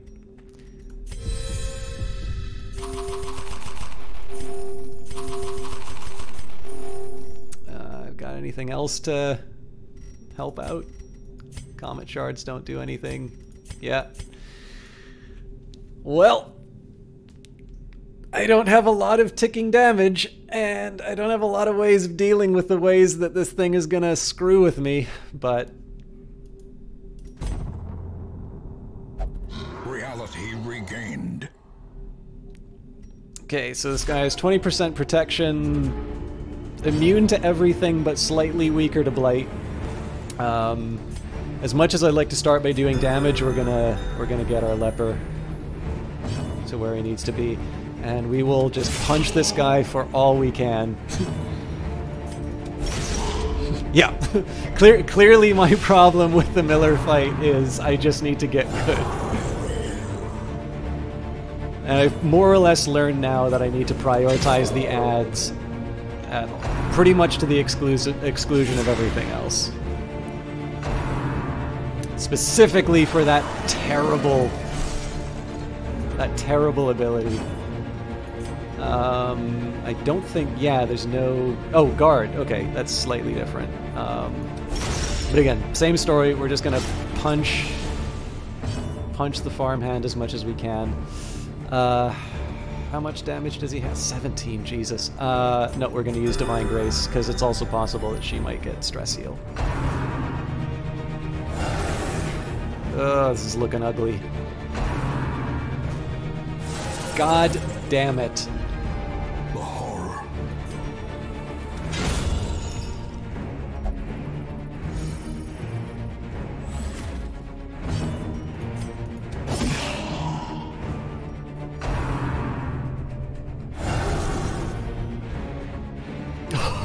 I hate you.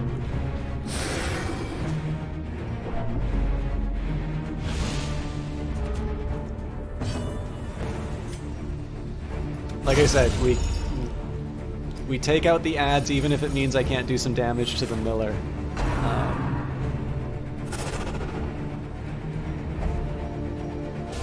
Perched at the very precipice of oblivion. Okay. Oh no. Okay, good. I was hoping to use the laudanum on her, but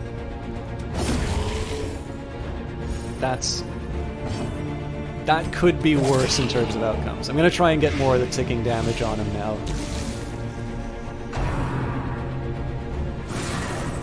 Gross.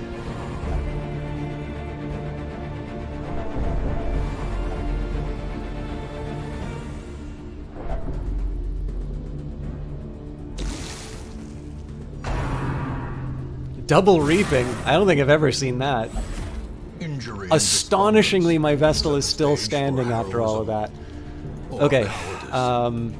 As much as I want to do bleed damage to him, this is such a good opportunity to get my Vestal back up, so... Impressive. It's not looking good, but... Okay, so I'm basically not playing my Vestal anymore. Oh, god damn you! That's 15 damage. Well, at least I didn't summon anything, though, so that gives me a couple of...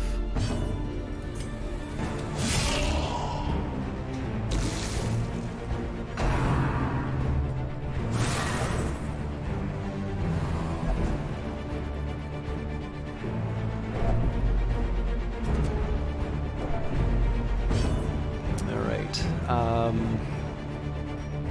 I'm trying to figure if a Self-Divine Grace, a Judgment, or a...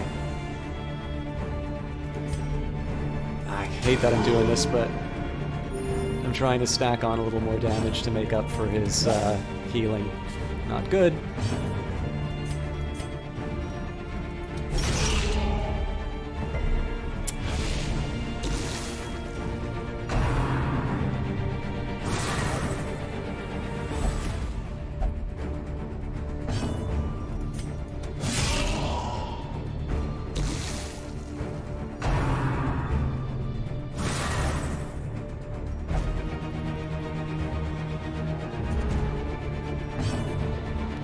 No more team heal.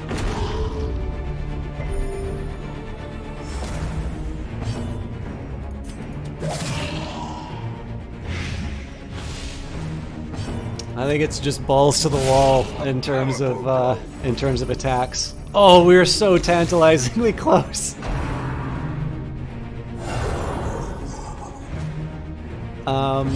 I'm gonna break my rule, and it's all hands on deck in terms of damaging this guy.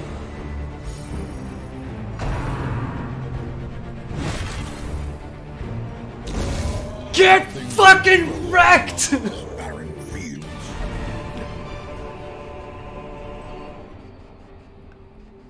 Oh, Icy Curve 69, I'm from Vancouver! I don't know these guys, but I've met at least one of them. So obviously your circumstances and your feelings in terms of,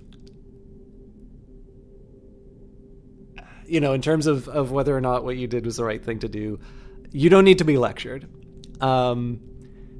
And clearly this game was successful and they're able to make the second one as well.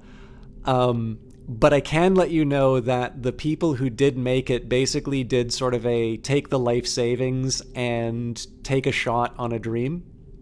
And in this case, it worked out for them. And it is a game that, in my own view, is worthy of the purchase for it.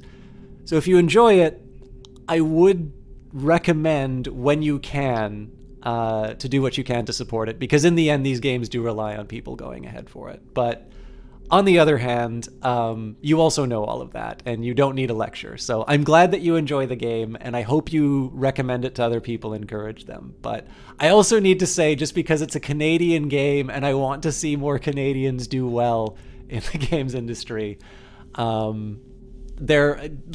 it's one of these things where there are actual people behind it who I do know sort of benefit and rise and fall behind it. So, isn't it already on mobile? I'm pretty sure it is. It may just be iOS though. So, but anyways, like I said, I don't want to make a really big deal about it. But I just, it's unique in the case that the people have been gone. Anyways, I am so happy that we finally got that guy.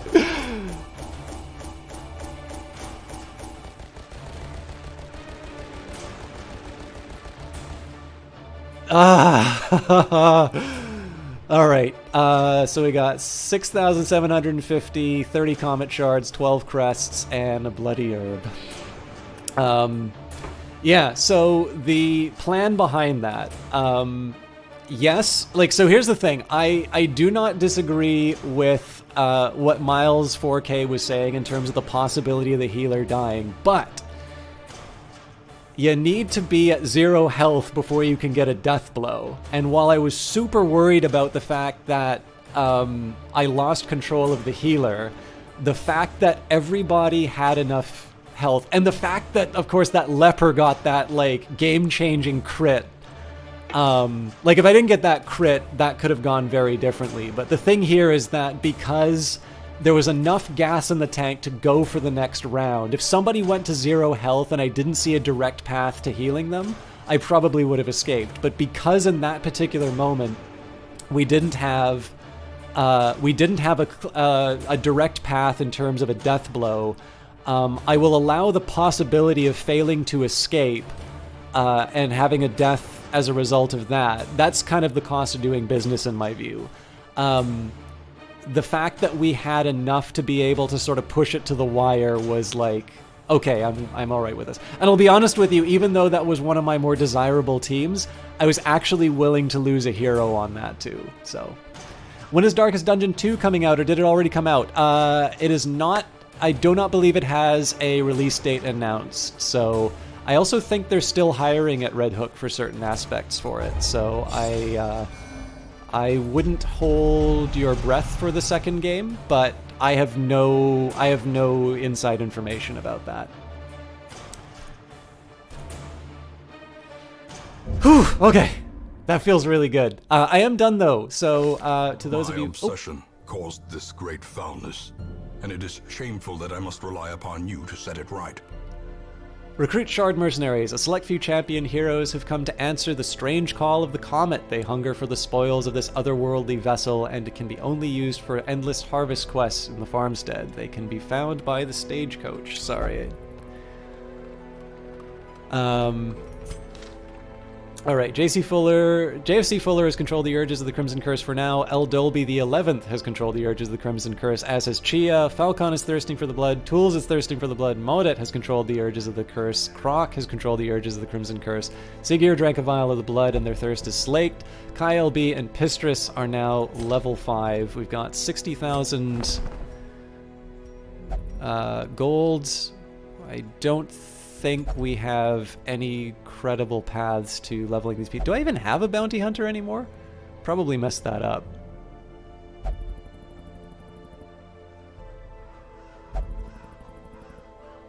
Yeah, it looks like I have no bounty hunters. Unfortunately, I don't really have... Well, I could kick out Croc.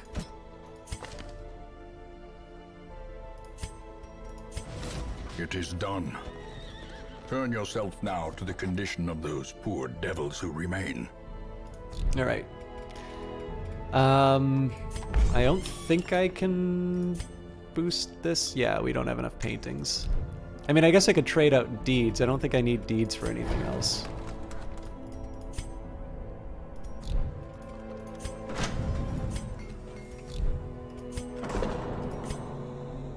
Although, maybe I need deeds for the blueprints?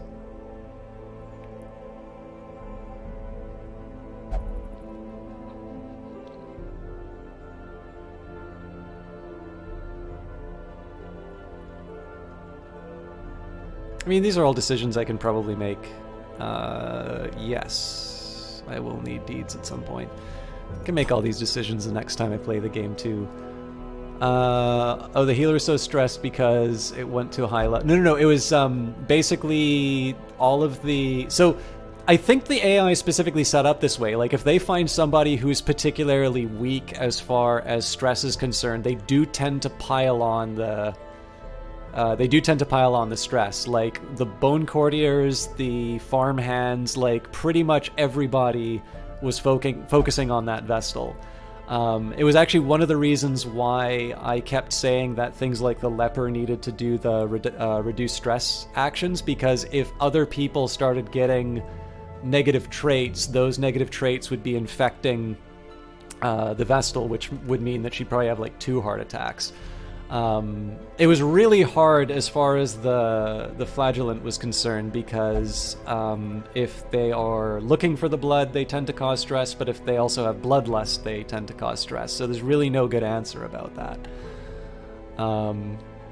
But yeah, I don't know if it was bad luck. I do actually think that the game is specifically built in such a way that it tries and hits you. You know what? I just need one portrait to...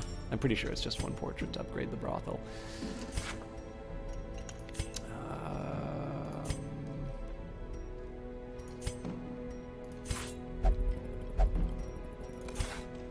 You always need a good brothel. With enough ale, maybe they can be inured against the horrors below. It ain't ale I'm getting. Yeah, I don't know. We'll go. I will say one really quick thing. So there have been times when there have been digressions on like game business stuff and things like that, and it's turned really negative. So especially for those of you who are still kicking around for that, thank you very much for the decidedly more respectful tone and chat than I'm accustomed to on that. I understand that my usual views on these are not necessarily the conventional ones. It's entirely possible that I'm wrong and just very stubborn in being wrong.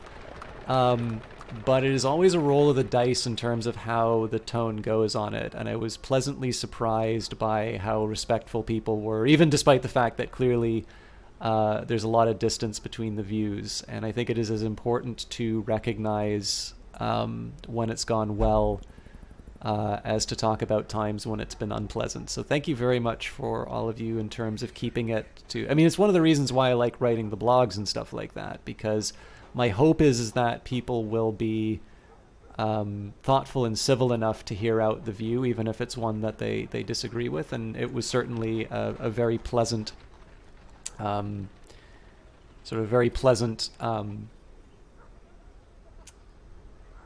counterpoint, let's say, to my assessment of previous times this stuff has come up. Maybe it's because the Epic Store wasn't a main feature of it. Yeah, Ed Baver has seen quite a few of those. What else? Yeah, I mean, I don't... This is the funny thing. Like, I will definitely take a strong position on it, on things. I do not ever consider it necessary for people to come away with agreement. The time where I really feel it goes wrong is when... well, I mean, you've seen how some of them turn out. Like, I really do get turned off when I feel like people are sort of not really engaging in good faith and things along those lines. But like I said, this was definitely a model of ways that I'd like those discussions to go in the future. So I do want to thank you for those of you who either sat through it, even if it wasn't your sort of thing, and also for those of you who were participants.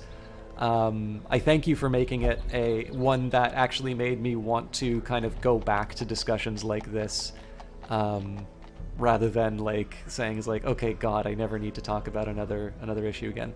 Sadly, it looks like Johnny Big Time just finished streaming, so I won't be able to, I won't be able to host him. So let me just take a quick minute and see who is online. As for my stuff, okay, so for those of you who saw the special Thursday stream, you will know that I have got something I need to get recording really quick. And if you haven't seen the special Thursday stream, it is a 45-minute cast, and there's a bit of a surprise at the very end. It's another... it's basically another Elder Scrolls episode, but basically we finished the Elder Scrolls Daggerfall... Sorry, the Elder Scrolls 2 Daggerfall. We finished that on Tuesday, and I did an epilogue where I try to find a cure for vampirism. And if you watch to the very end of that episode, there is a bit of a surprise in terms of what the next VOD will be. So now that I've revealed what the next VOD is going to be and when I'm going to do it, I actually need to record that. So I'm going to do that over the weekend.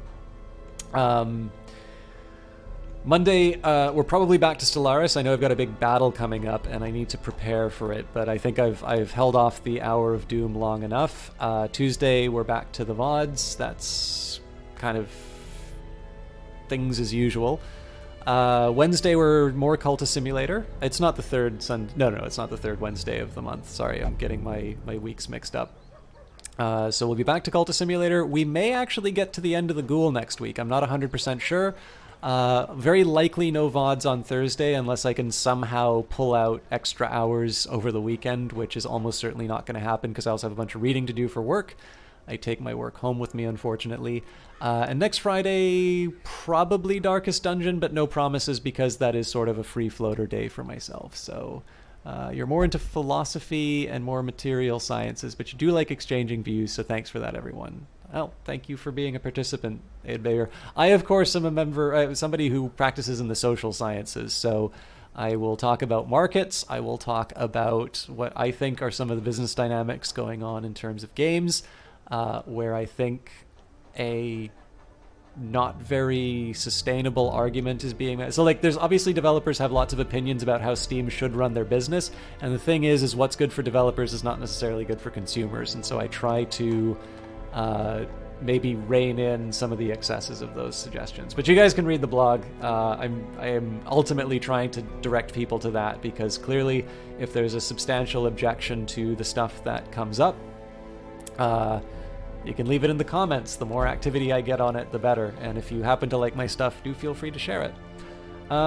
We will host Cool Eagle tonight, who is currently playing Space Engineers. I've never seen him play it. But apparently he is very amusing in terms of watching how he screws up stuff. I've actually never seen Space Engineers play, so this will be kind of interesting for me. I do know Cool Eagle, so feel free to use the "We're Tied to System Talk, heard this place was better" message. I'm going to host him right now. Thank you everybody for watching. Thank you for the hosts. Thank you for all the streamers that I know coming through. I hope you good people. Did I even do a shout out to... I'm pretty sure I did a shout out for Metagaming TV. I know I did a shout out for Jim the Eternal. I need to stop talking. Have a lovely evening, and we will see you all on Monday at the soonest. Have a good one.